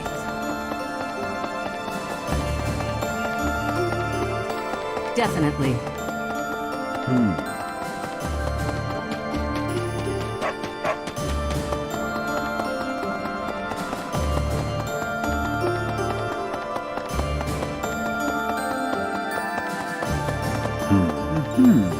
Hello. Within the territories of the Alliance, the Gloucester and Daphne houses dominate the West. House Gloucester has always supported the Empire, There's not much chance of them defying us. So all that needs to be done to restore peace in the West now is to crush House Daphne. The last 5 years have been difficult at times. My relationship with Edelgard is rather contentious, due to the incident with my father. Nevertheless, I cannot abandon my family's duties. As Duke Eyre, I must play my part in the Imperial Army. Edelgard intends to abolish the nobility, but I know I can dissuade her from doing so.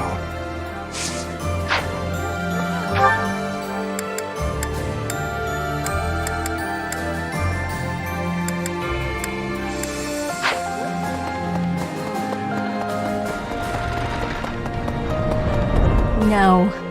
Since the great nobles lost their standing, the regulation of the merchant houses has relaxed somewhat. You'd probably have thought that would make it easier for us to profit, but the world isn't so simple. The war has made the price of goods unstable, causing no end of hardship for the people.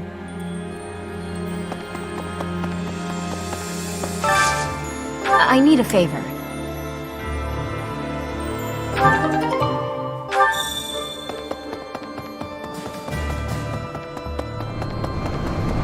Professor!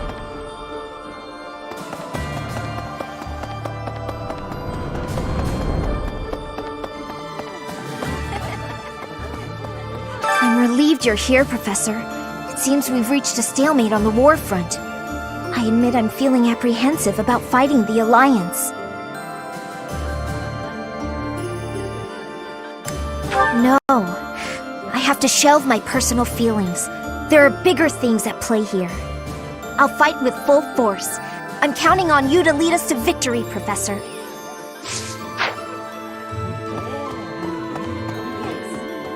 I have good friends in both the Alliance and Fargus, so this fighting weighs heavily on me. I can't bear the thought of battling the Knights of Seros to the death. I have to keep my chin up though, right? Let's press on together, Professor.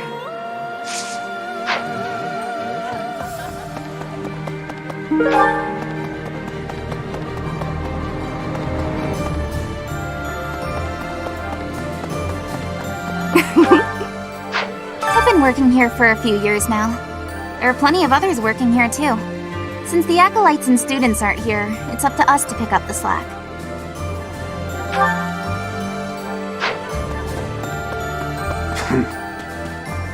Hello. The north side of the Great Bridge of Myrden is in the territory of Acheron of the Alliance. He's known as the Weather Vane. He's a notoriously flippant man. A man like that doesn't have the guts to give it all for the defense of that bridge. Maybe. I have a favor to ask.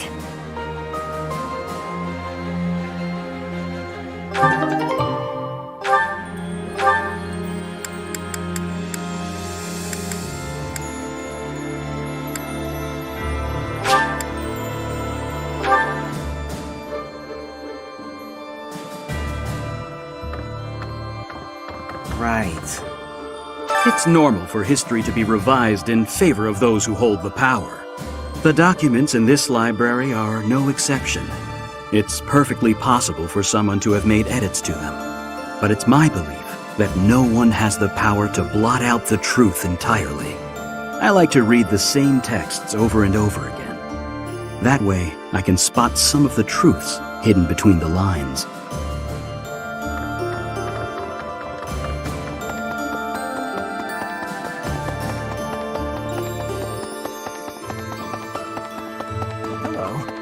Professor, do you know how happy I was to hear you were still alive?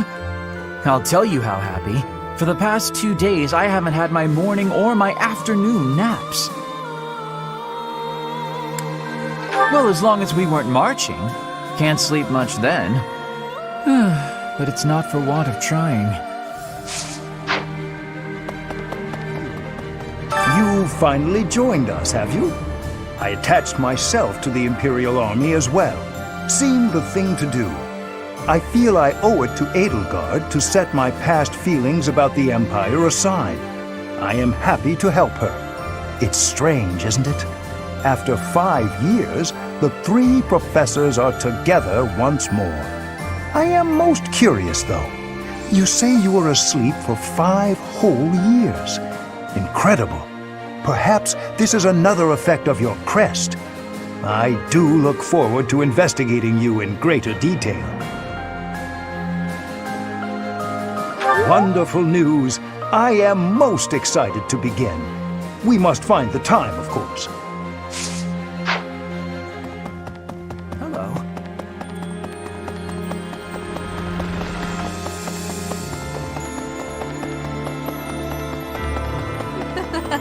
Professor, I'm sorry to have dragged you into the fight again so soon after our reunion, but you appeared at a most opportune time. I'm truly humbled by your support, my teacher. Thank you. And so I will. I'm hoping your abilities from 5 years prior are still intact. Make sure you're ready to head out, okay? Allow me to brief you on the details of our situation. The Empire firmly controls the western portion of Fargus. However, the central and eastern regions continue to put up heavy resistance. The strongholds in these regions are Aryan Road, the fortress city, and Ferdiad, the kingdom capital. We cannot control Fargus until we have taken both of these cities. As for the Alliance, Houses Gloucester and Ordelia seem predisposed to capitulate to us. However, due to interference from Houses Regan and Goneril, we have yet to secure their cooperation. Claude obviously hopes to keep the Alliance whole through diplomacy. But because we have had to focus our efforts against the Church until now, our forces have yet to meet his. We have only recently begun to take the fight to Alliance territory. I have a request for you.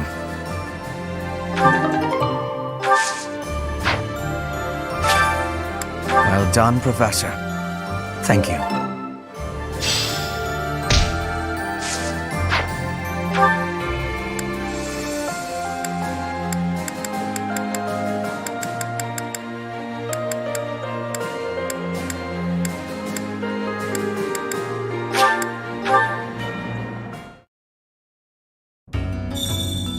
Professor!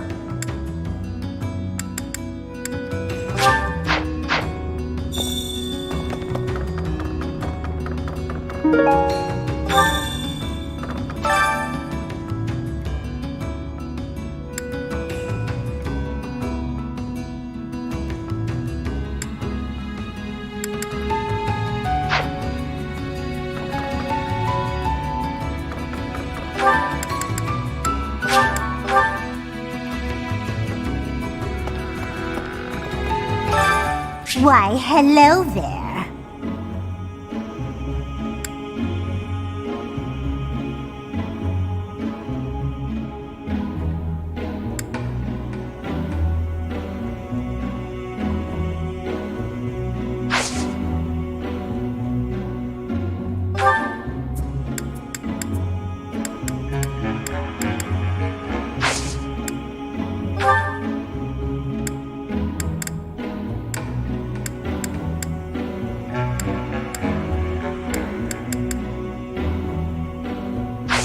Come back soon now.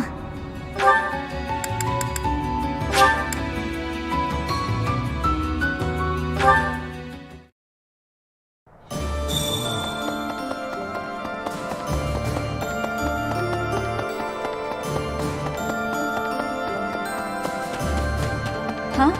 My savior, thank you.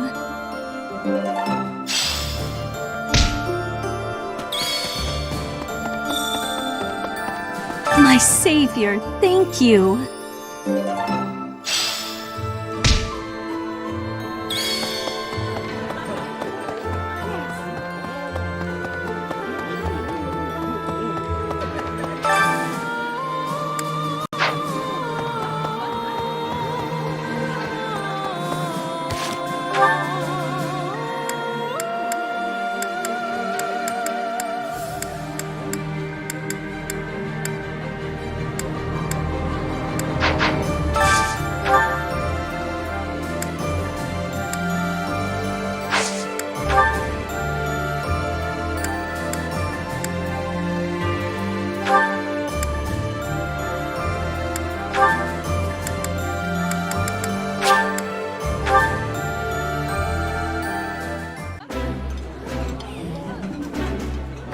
your food preferences are the same as they ever were.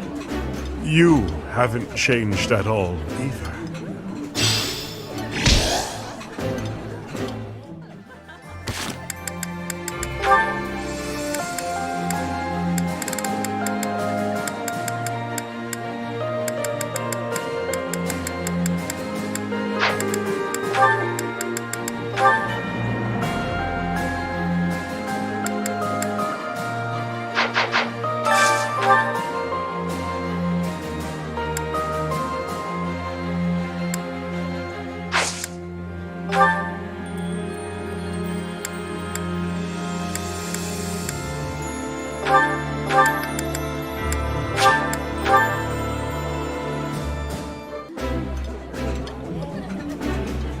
Oh, I love this meal. How did you know? Eating delicious food really takes my worries away.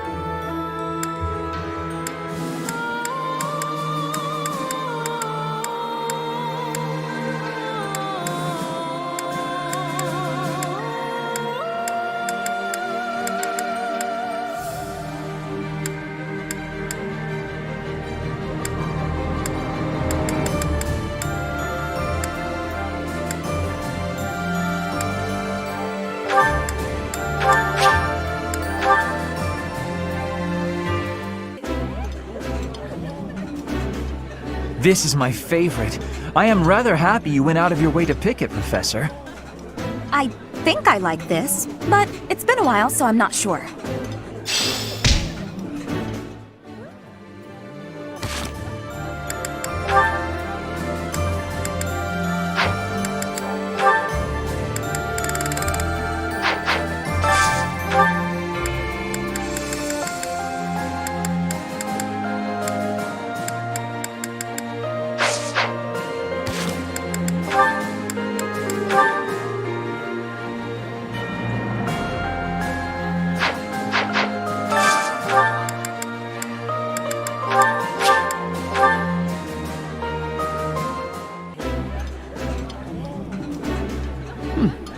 I like seeing a table full of my favorite dishes. While I have little interest in food, I will admit to a weakness for this one dish.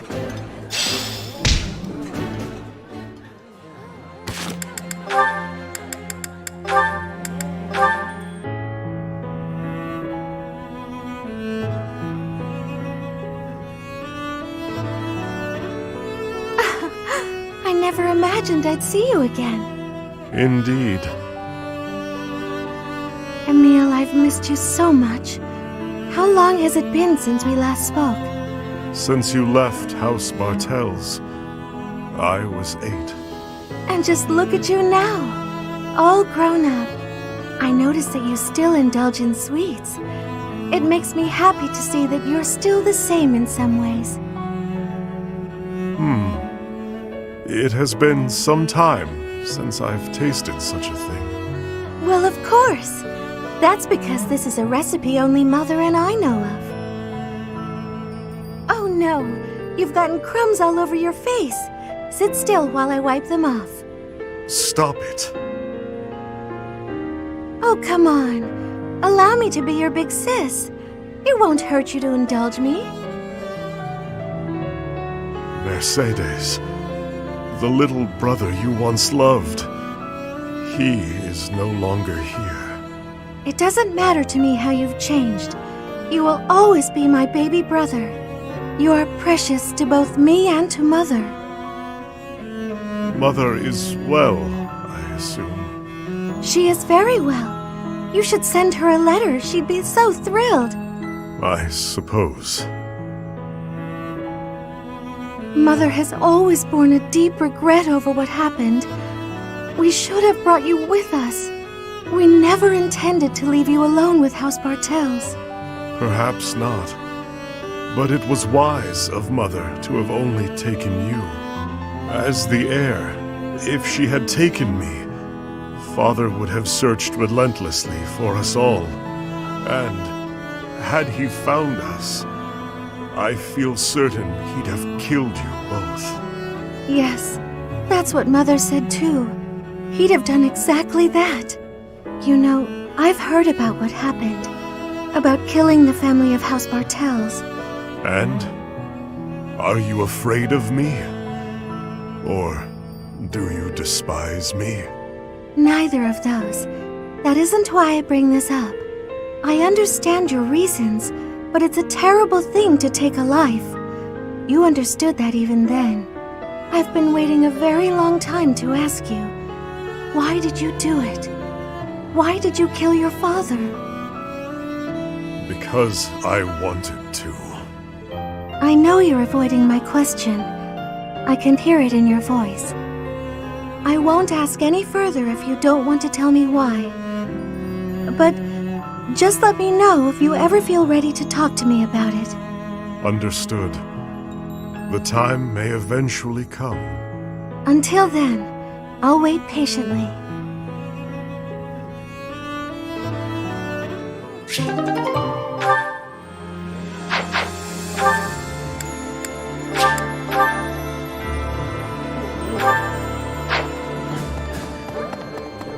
Hey there. Let me see.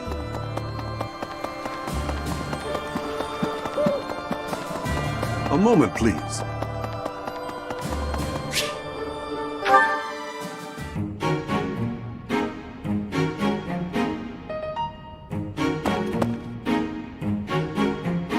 What's the matter? Not hungry? I am partaking in some sweet delights. Is there a problem? I am a person too. What I eat is nobody's business but my own. If you need something, spit it out. My ice cream is melting.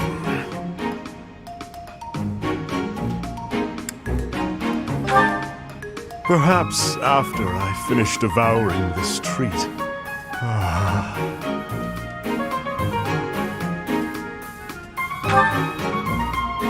I am.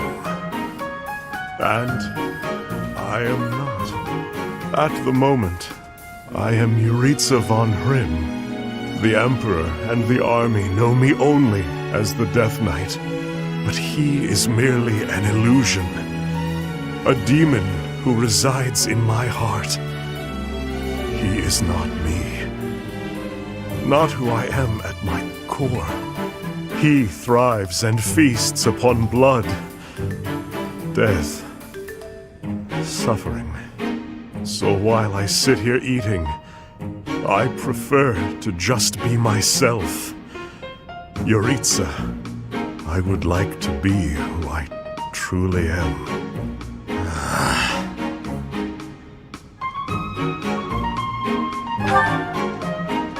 I am incapable of enjoying my dessert with you gawking at me like that. I have no further words for you. Go.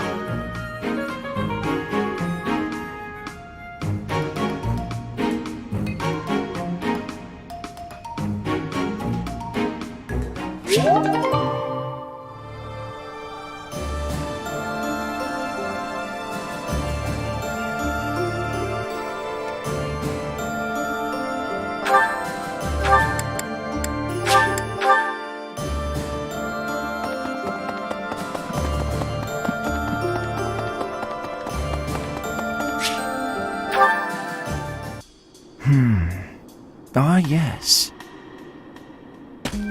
Professor, what brings you out so late? I've been worrying about something. I asked you once to help me achieve my goal of being a person who can simply nap all day. Then I thought, if the world becomes a peaceful place, all my crest research might be for naught. Well, I don't see how crests have much use in times of peace. Certainly there are crests that make you stronger and could be used in engineering. And I suppose crests that increase magical abilities might help doctors heal injuries. Still, the possibilities seem limited. It's as if crests were designed to be used only in times of war. Their power meant to bring about death and destruction.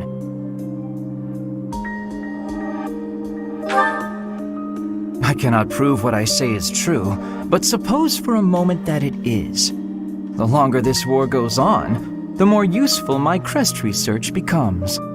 But if the war were to end today, we would go on living, perhaps not using the power of our crests at all. It is truly my dream to be a crest scholar, but I also dream of all the wonderful naps peace would bring. Saying it all out loud, it feels a rather stupid thing to worry over. Knowledge or peace, sleep or war.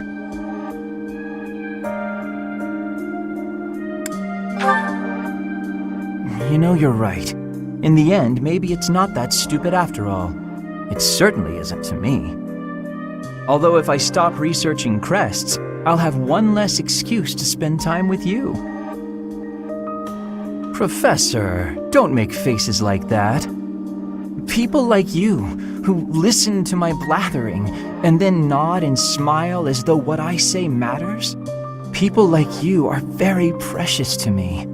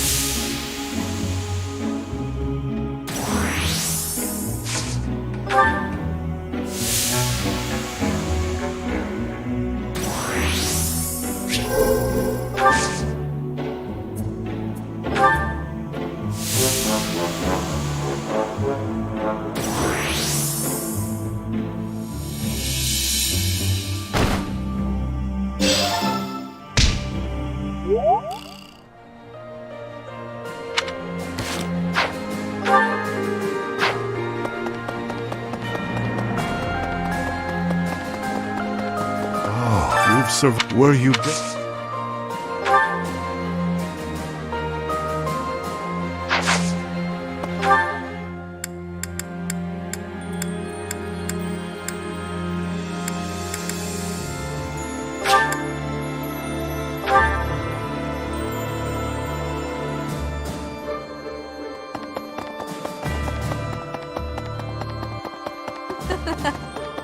Allow me to. The Empire destroy. We cannot. As for however, Claude, but we have only.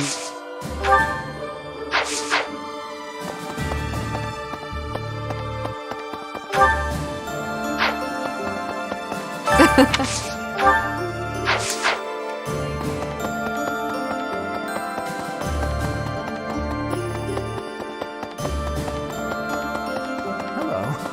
I'll tell you.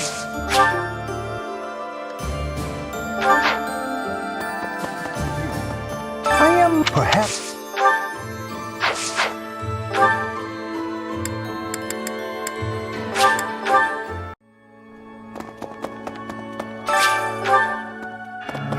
After the battle, the cathedral we've done as for when I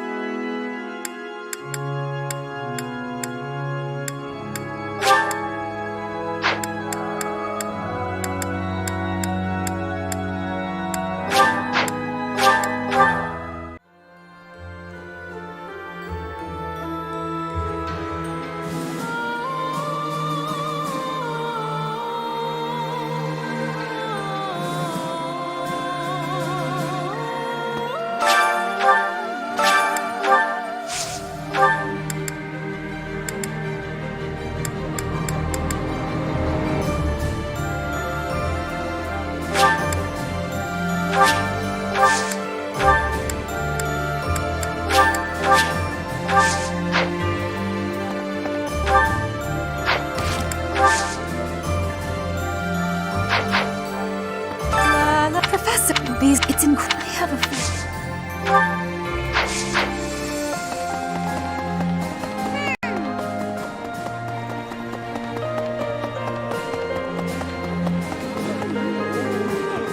I have a I have to.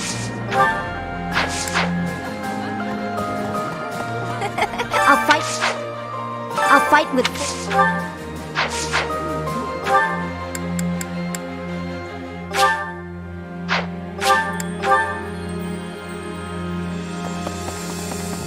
What's that? I'm immersed. I never will. I might change. Okay.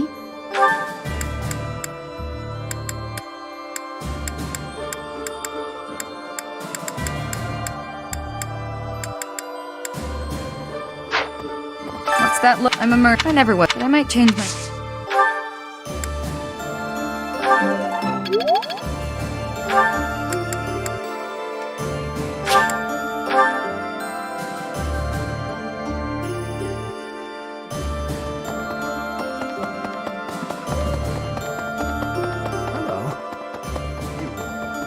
Perhaps.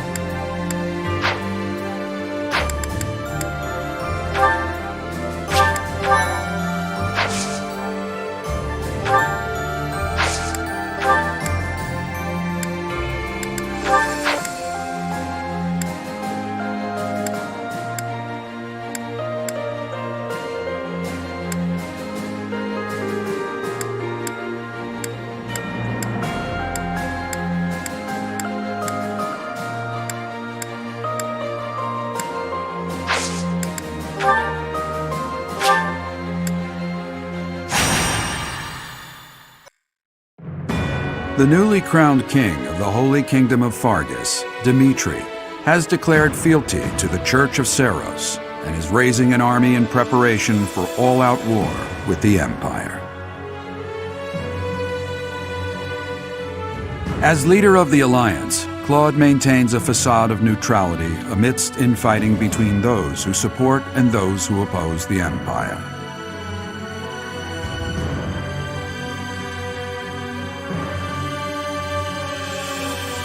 Meanwhile, the Black Eagle Strike Force plans to capture Alliance territory before Edelgard takes the war to the Kingdom and the Church of Seros. With sights set on capturing Deirdre at the center of House Regan's territory, she leads a march across the Great Bridge of Myrddin to establish a bridgehead.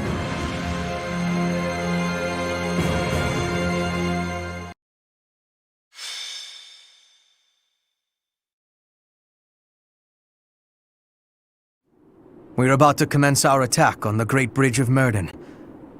But first, allow me a moment of your time.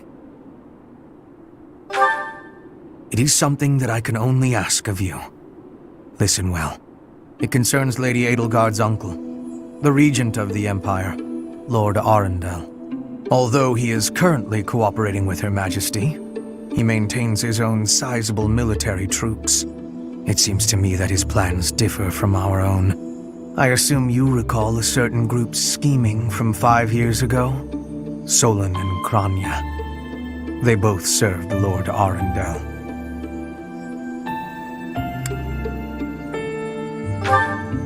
Professor, I understand how you must be feeling, considering what they did to your father. I know it must be foul to even consider cooperating with their kind. However, their power is essential for us at present. Edelgard also strongly opposed the idea at first. Our enemy is the Church of Seros itself. It cannot be toppled with the Empire's might alone. Those working under Lord Arundel are extremely hostile toward the Church, and the enemy of our enemy is... well, I think you sufficiently understand by now. Until all of Fodlan is united, it is a necessary evil. As for how we deal with him afterward, time will tell.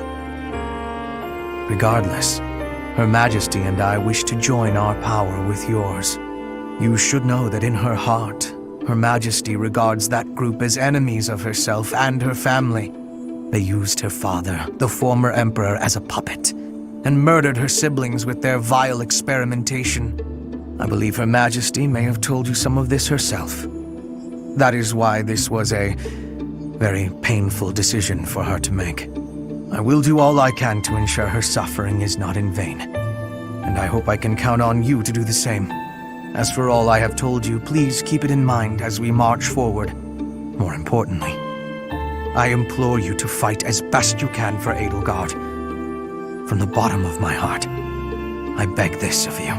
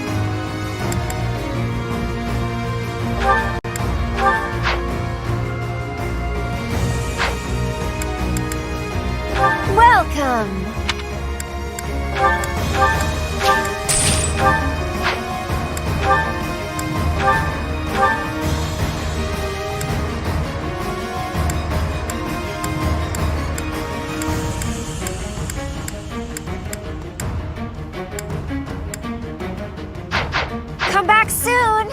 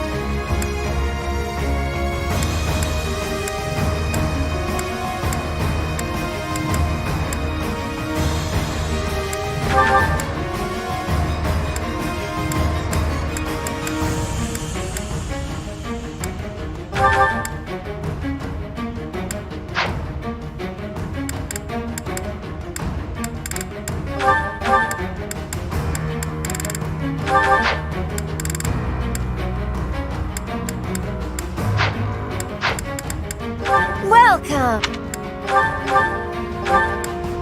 Is that the one? Thanks a bunch! Is that the one? Thanks a bunch! Is that the one? Thanks a bunch! Come back soon!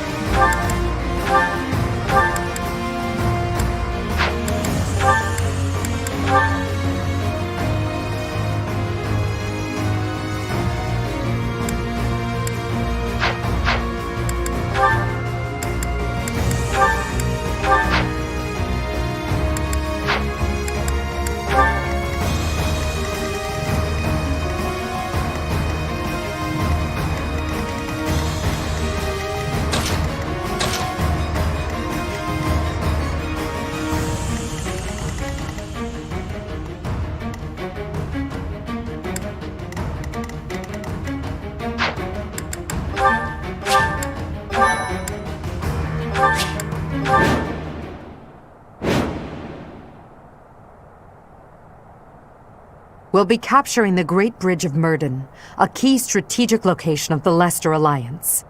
Claude will surely be sending reinforcements, so we must prevail before they arrive.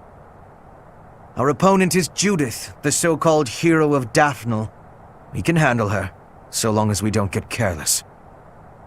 The boy said to run if I was in danger, but I could never do that. I'll hold out until reinforcements arrive.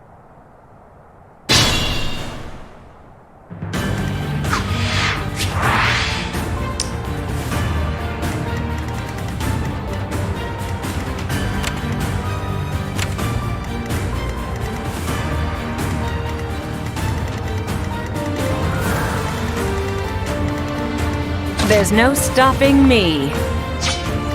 My turn?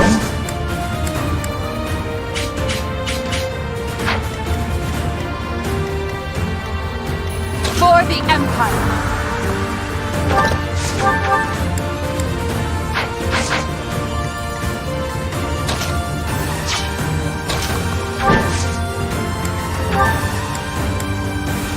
That really helped! I'll cut a bloody path.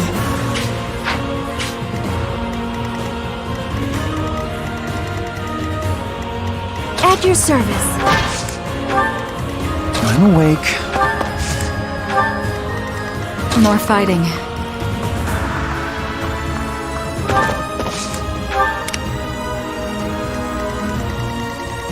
I will prevail.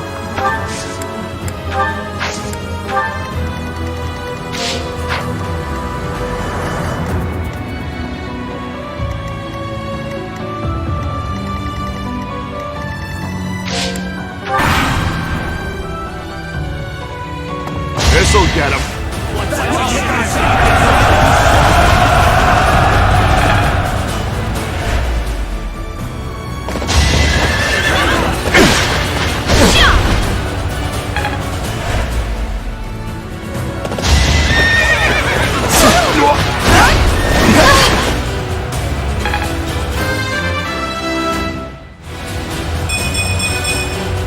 Maybe this'll help me keep steady.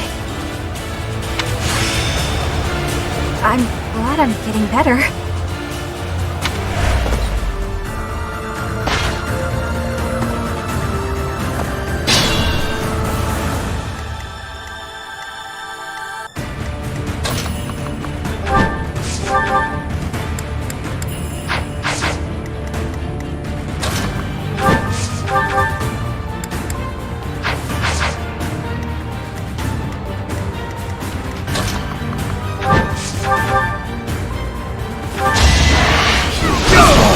I'll dirty my hands if I must.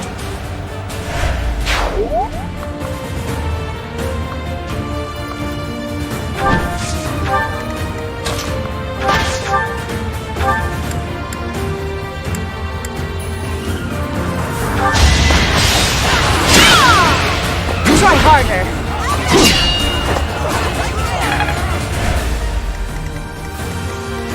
Let's clean up.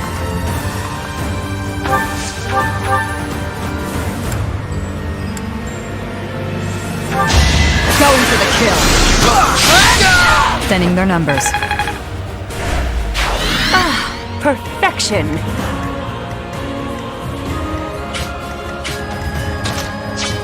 I do this for all of us.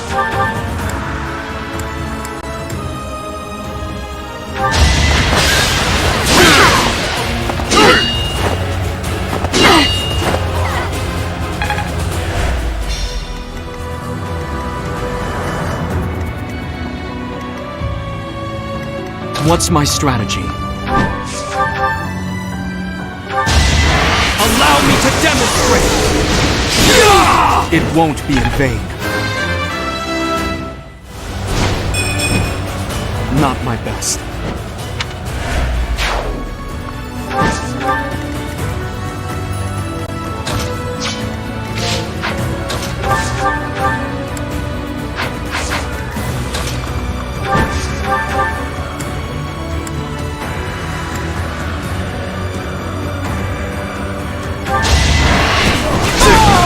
Did you think I'd let you go?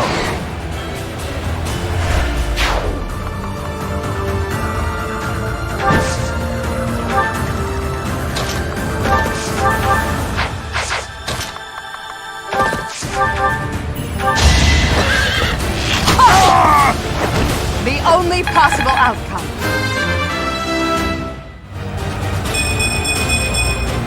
I've no time to idle.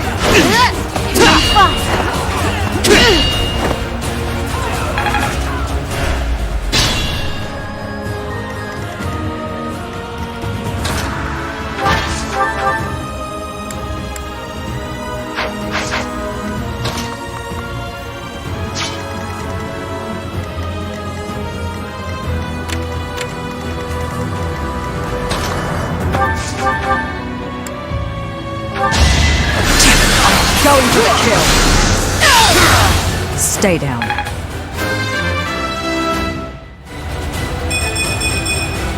I'll grow as strong as I can. I could learn a thing or two.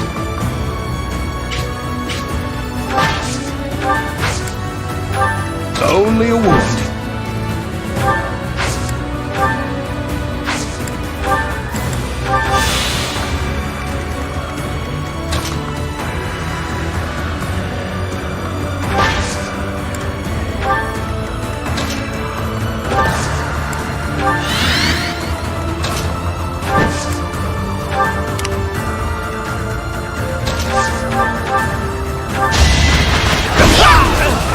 Be at peace.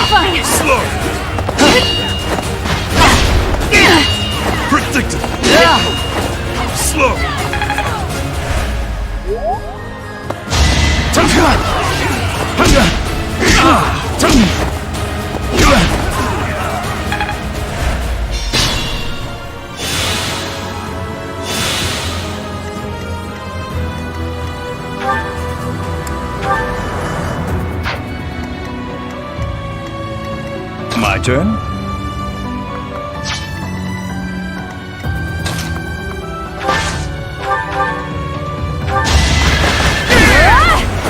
Bernie's unstoppable.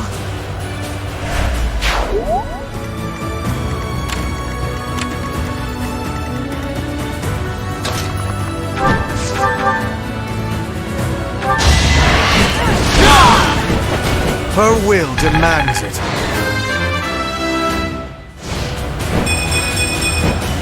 Not my goal, but a means to an end.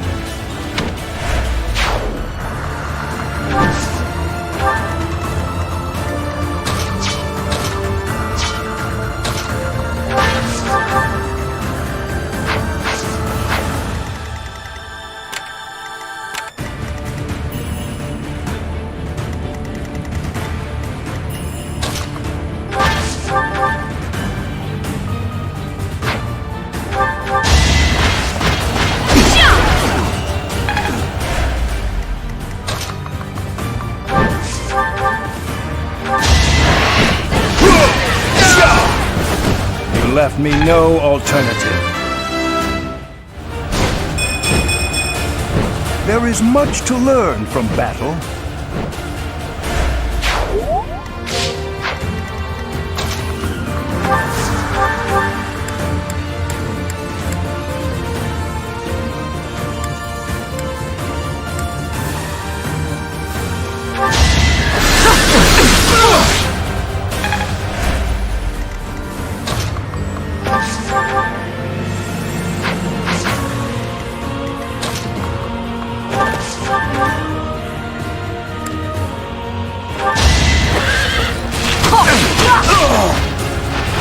Your death is not in vain.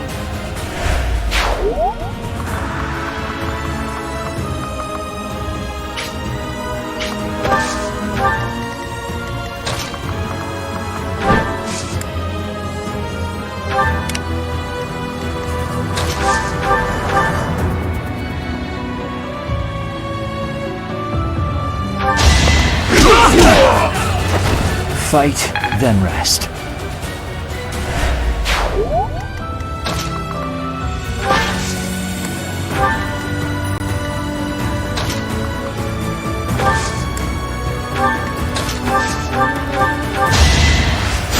helpful.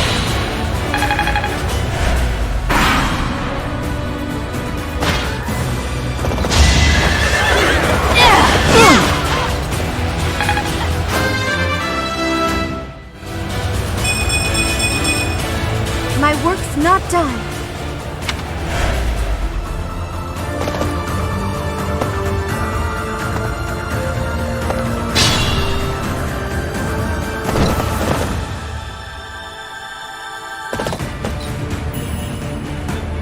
Judith! I'm so glad you're safe. Claude sent me here with reinforcements. Why do I have to put up with orders from that false leader? Because you're from the smallest noble house in all the Alliance, you whiner. Enemy reinforcements. We didn't finish in time. Don't let them secure the ballista.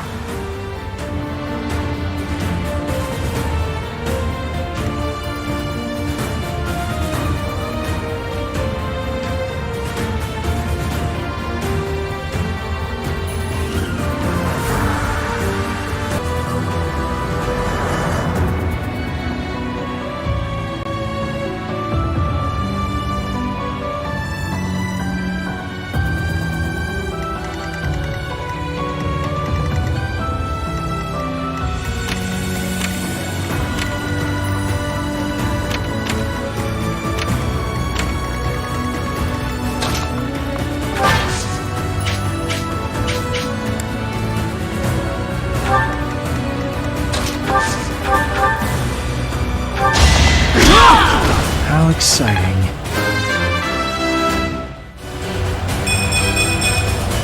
Battle does have its benefits.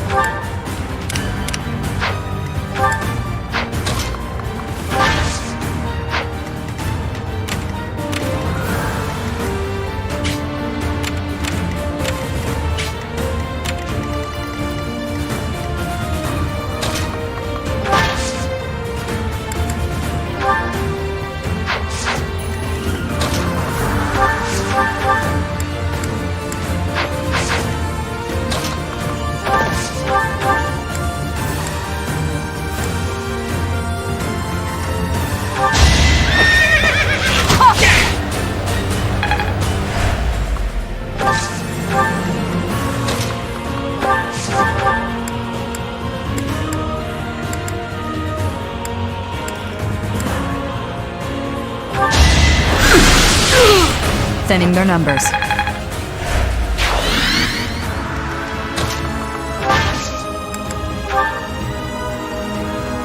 I'm in. It's now or never.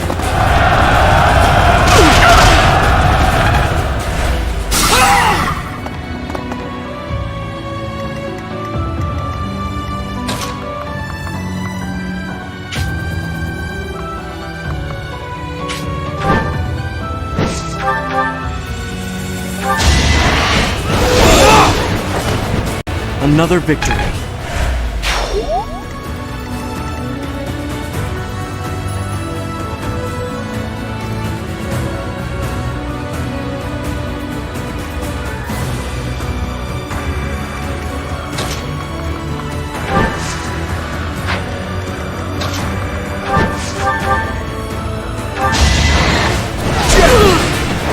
I'll dirty my hands if I must. Age is but a number.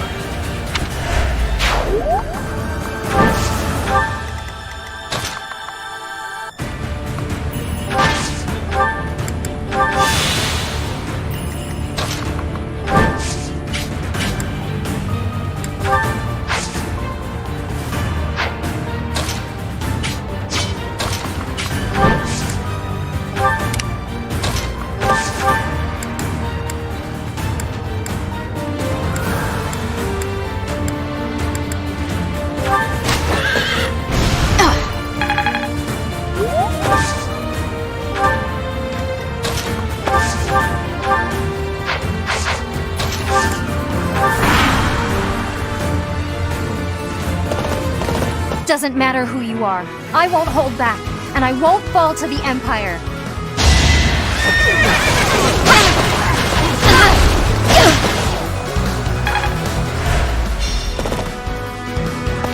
If you're allied with the Empire, I have no choice but to fight you. We can't place the future of Fodlan in Edelgard's hands.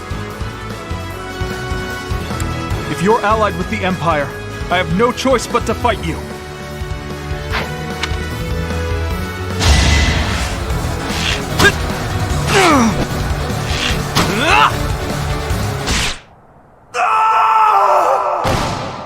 So this is how it ends.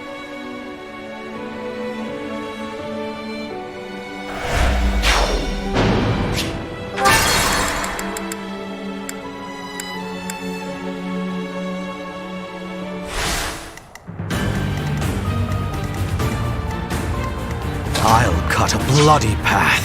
My turn?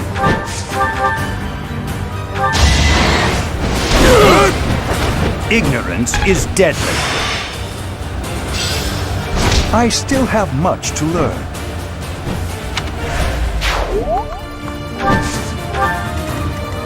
I do this for all of us.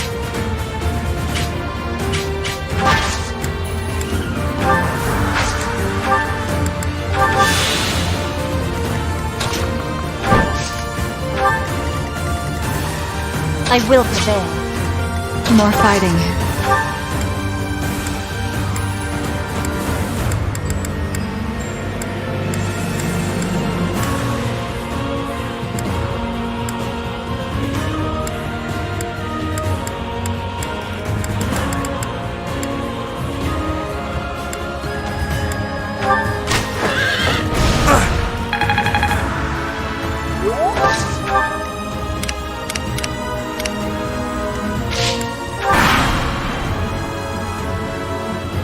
Doesn't matter who you are. I won't hold back, and I won't fall to the Empire.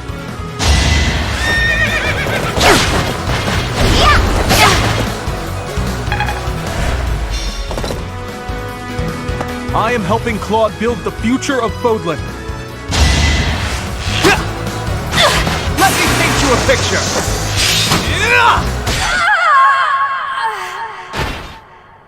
Was there any more I could have done?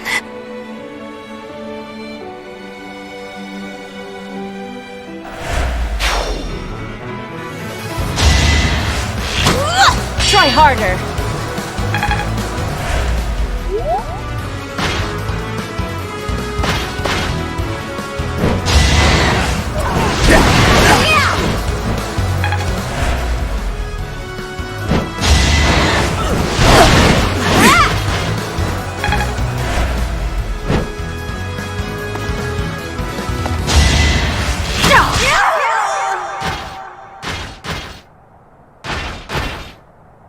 I go now to meet the goddess.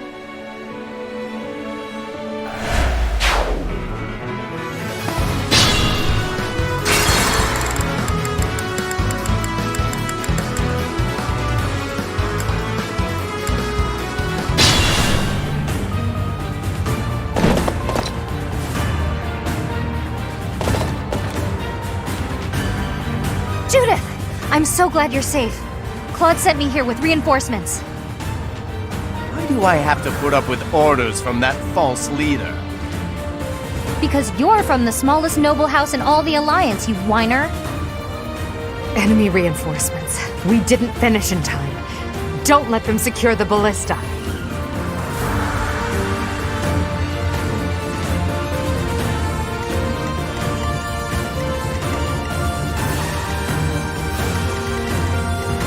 At your service.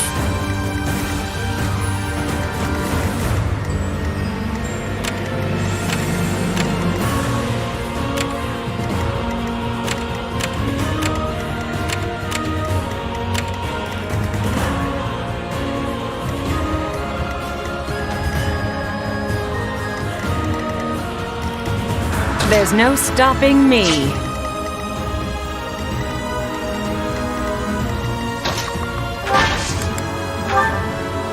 I have a strategy.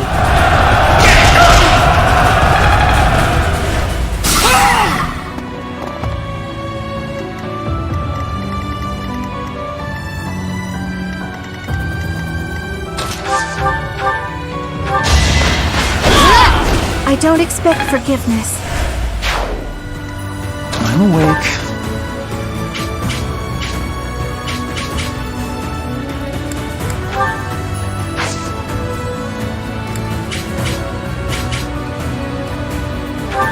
I will prevail.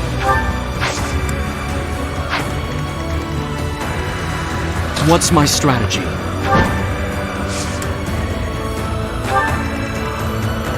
I'll cut a bloody path. My turn?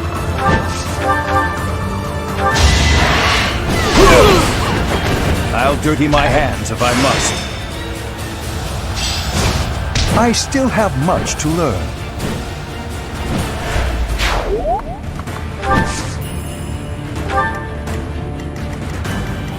I do this for all of us.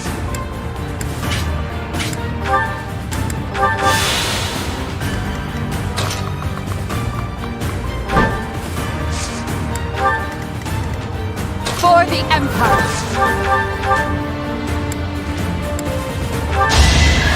I'll strike you down! Ah! For the fate of Fodlan! Incredible battle prowess.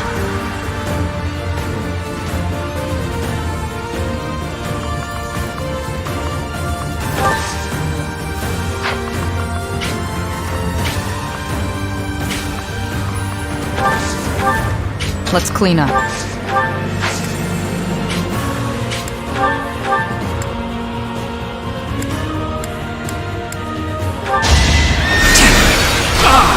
Going for the kill! Feels good to fight for a cause. Don't let it go to your head. More fighting.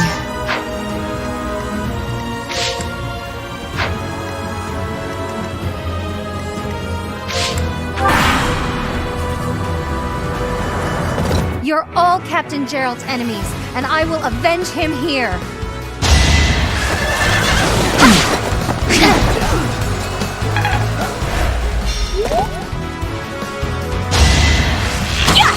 Hey!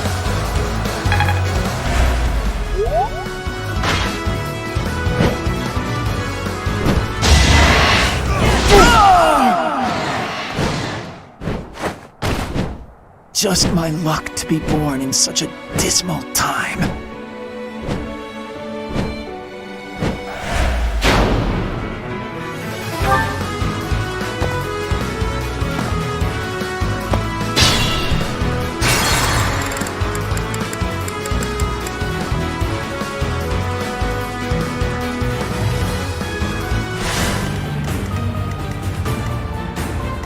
For the Empire!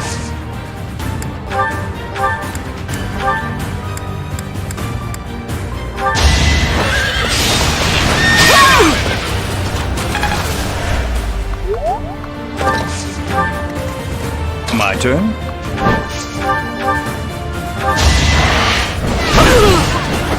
Ignorance is deadly. Age is but a number.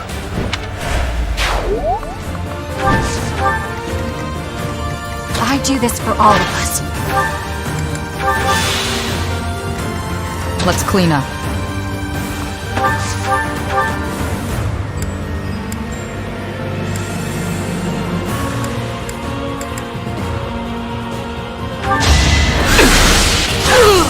Thinning their numbers.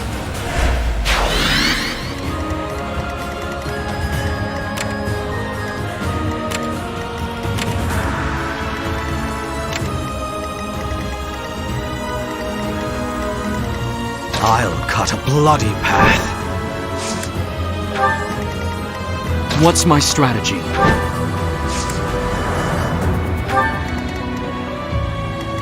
More fighting. I'm awake.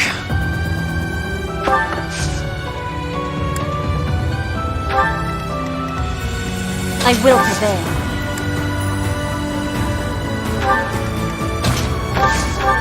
You're all Captain Gerald's enemies, and I will avenge him here.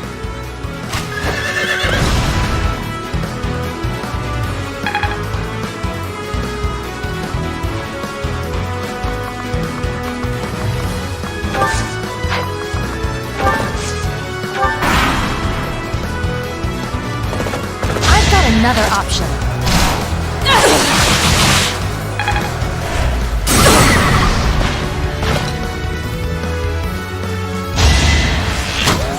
Try harder.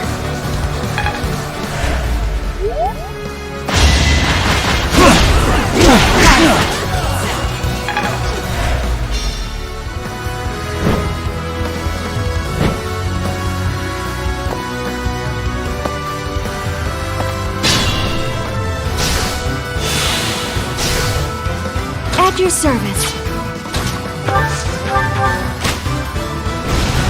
Nice try.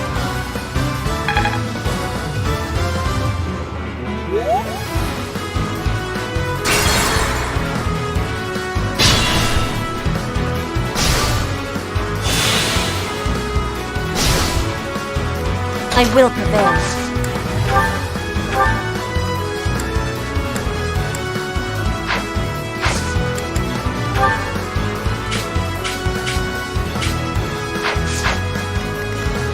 What's my strategy?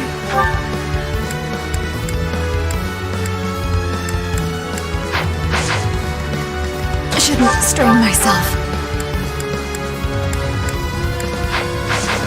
At your service. For the Empire.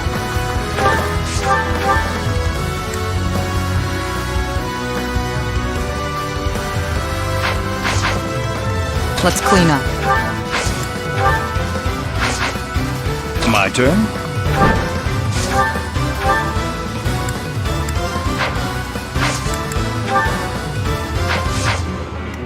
I'll cut a bloody path. Please, allow me. Marvel at our strength.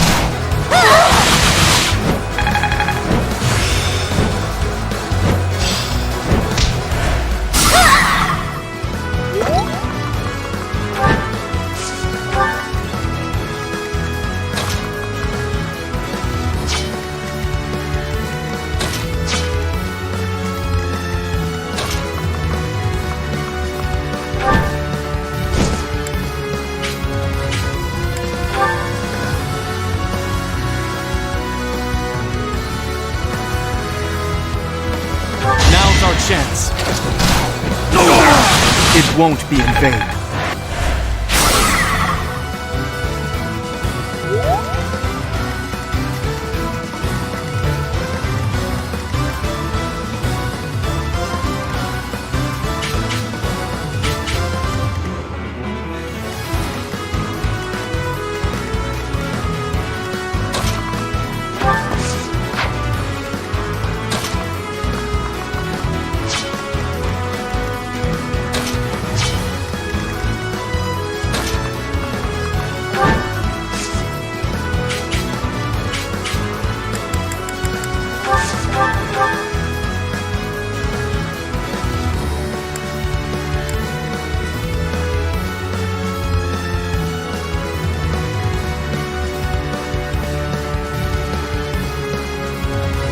Doesn't matter who you are.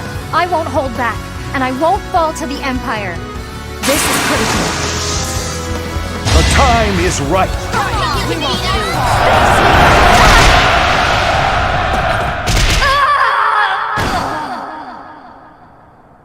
Judith, I'm sorry.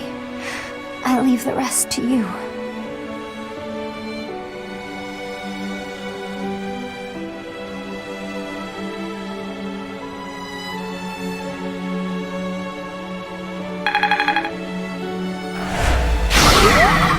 Leone, you had such a full life ahead of you. I wish I could take your place. There's no reason I should die in this place. It's time for me to return home.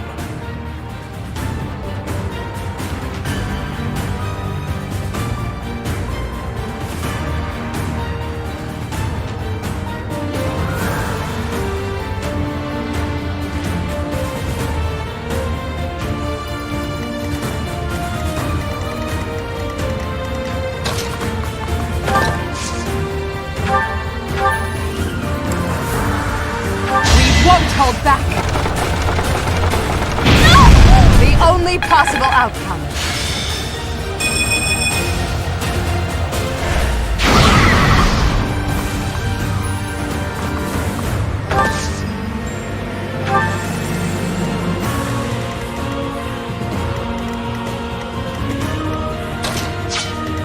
Dying would defeat the purpose.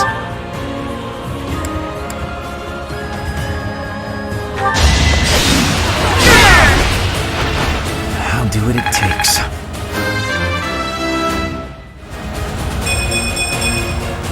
If only progress didn't require so much work.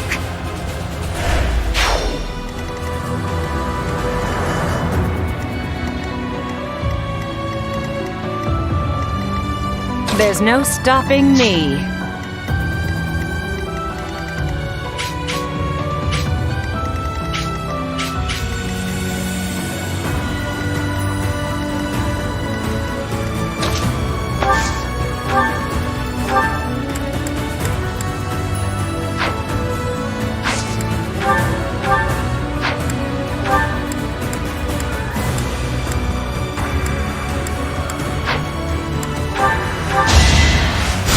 Good assist.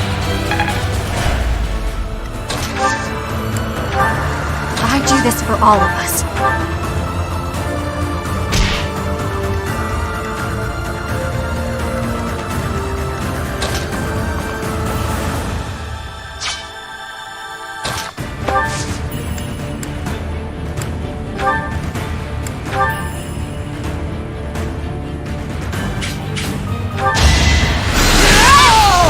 My heart burns with pride.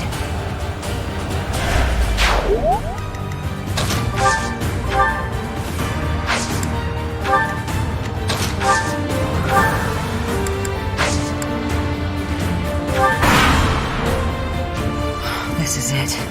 Claude, I'm sorry. I couldn't defend the bridge. All who are able, retreat!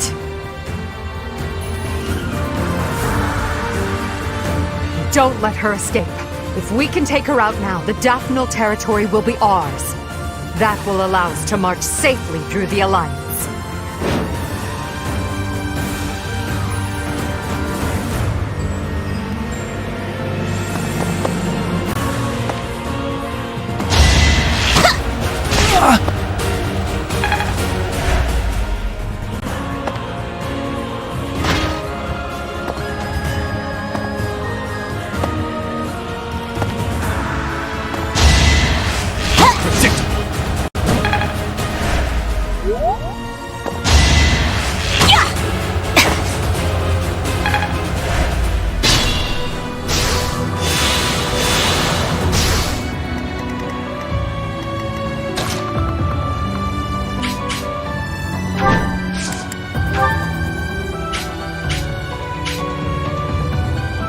Life or death. A waste of time.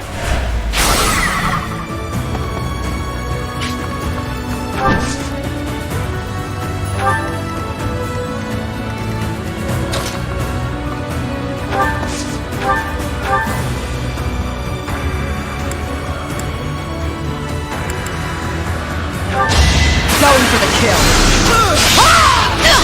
Stay down.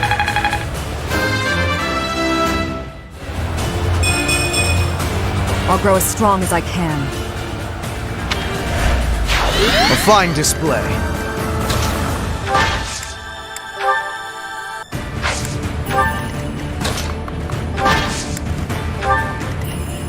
Is it too late to run?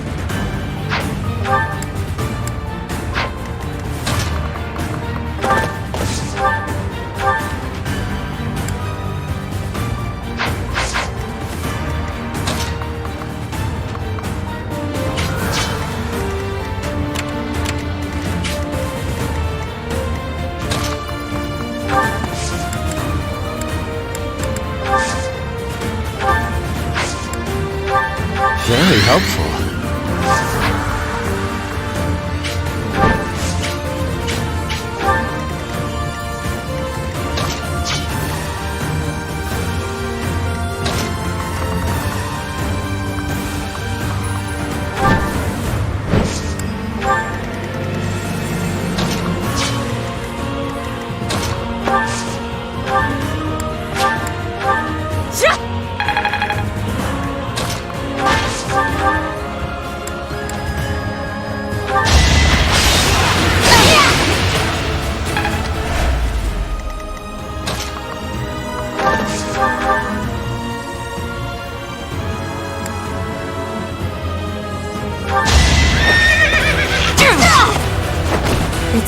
or die.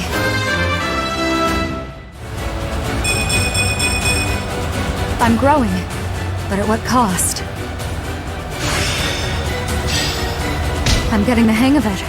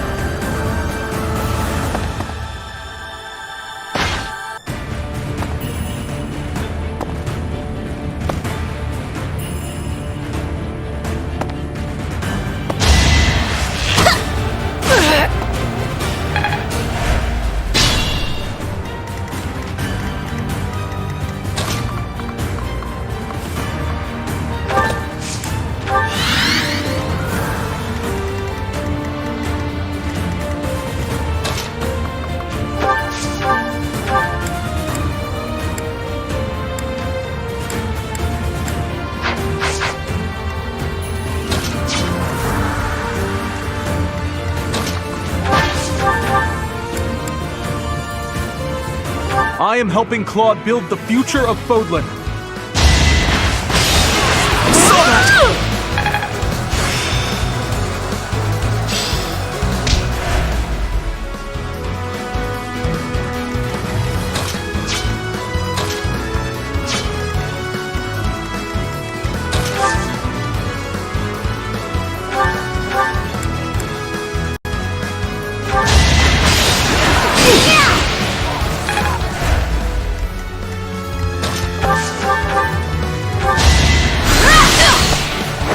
I fight for justice's name. No matter what, I will not misplace my heart. Dying would defeat the purpose.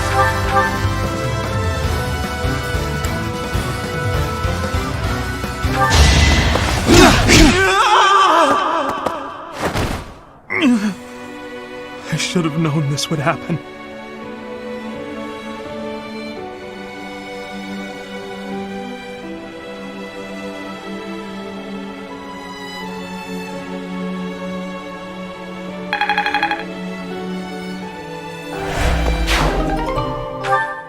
Ignatz, damn it! Such a good kid. He died too young.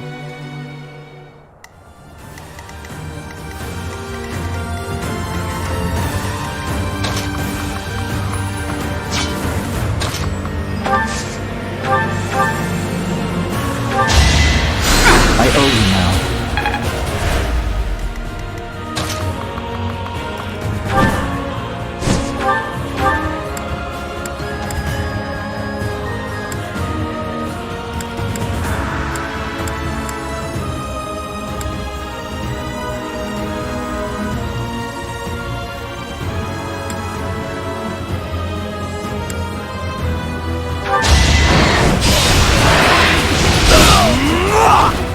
Did you think I'd let you go?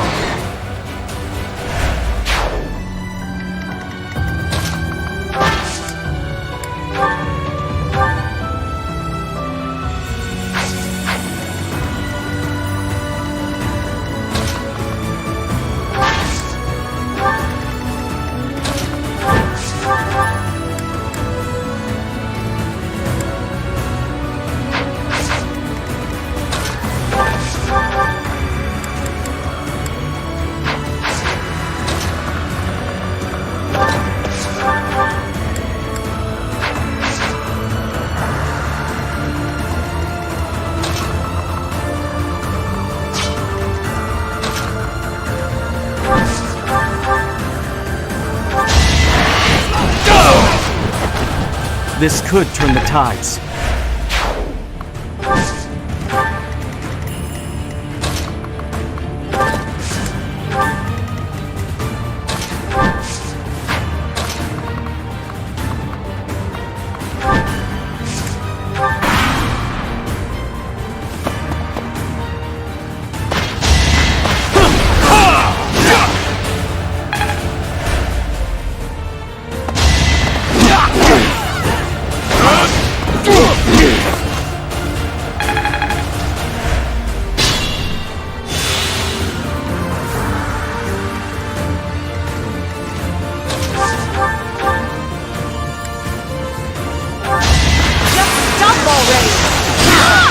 Everyone's equal in battle. Strength and beauty. What a pair. You're better than I thought.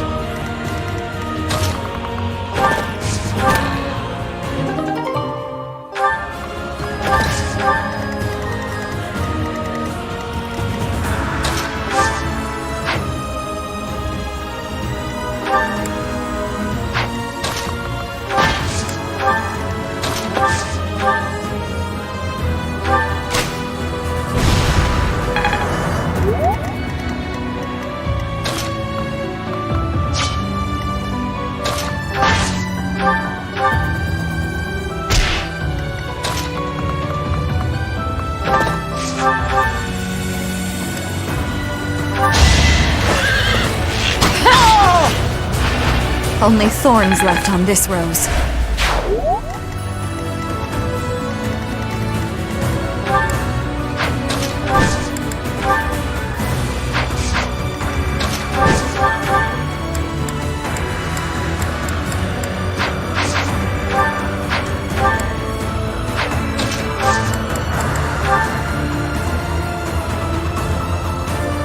It's time!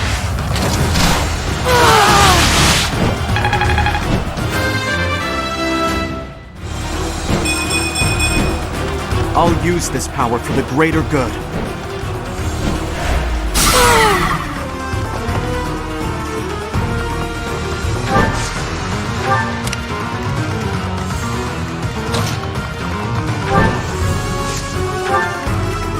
I'm awake.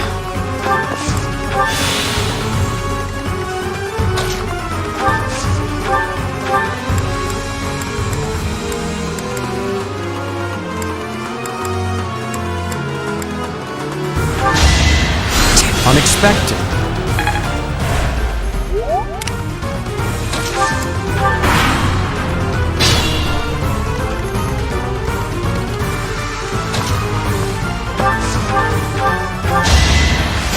Thanks so much.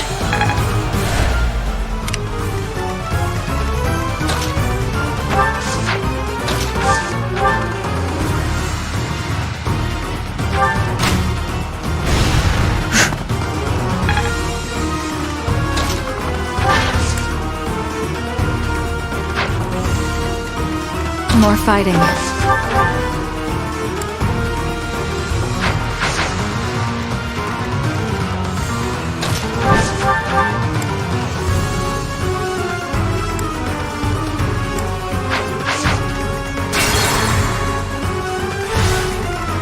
I will prevail.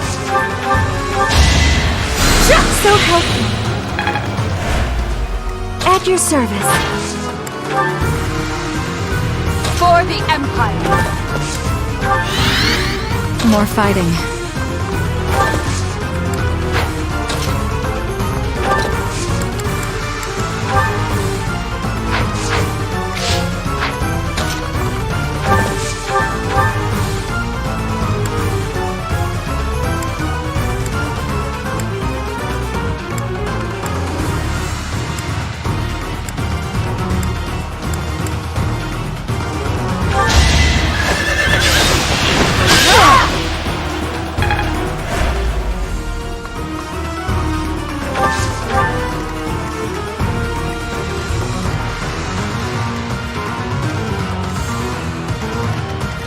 There's no stopping me. I'm awake.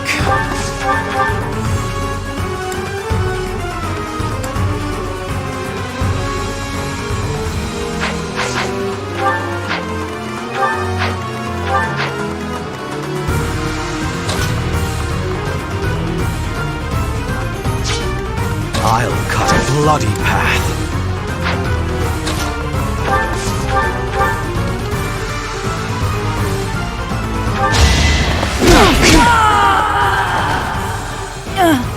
It looks like I'm done for. Claude, I'm sorry.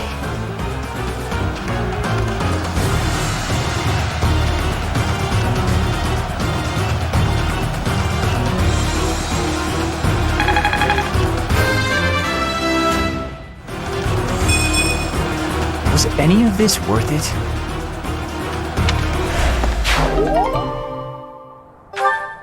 Alliance soldiers! Judith has fallen. Further conflict is futile. If you surrender, your lives will be spared. Lay down your weapons immediately.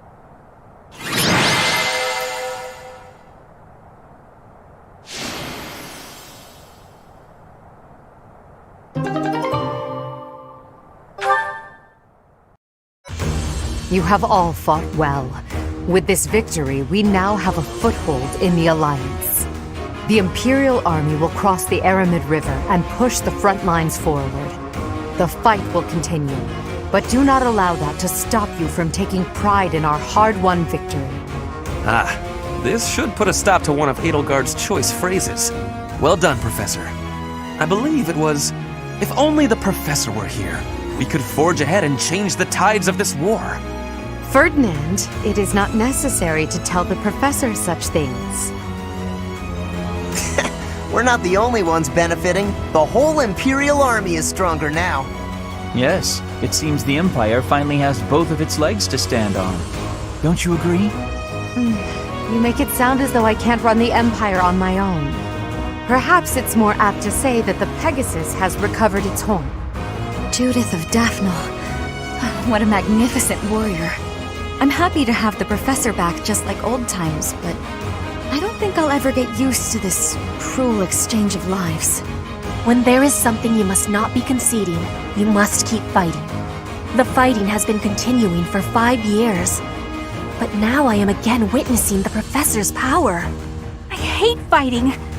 But with the Professor here, maybe it's slightly less terrible? Oh, but everyone is working so hard! Stop it, Bernie. You can't be the only one complaining. I'm glad to see everyone so inspired. It seems the reappearance of the Professor has done much to raise your morale. Do you not feel the same, Hubert? Come now, be honest with yourself. Now, we must take advantage of the situation and blaze ahead.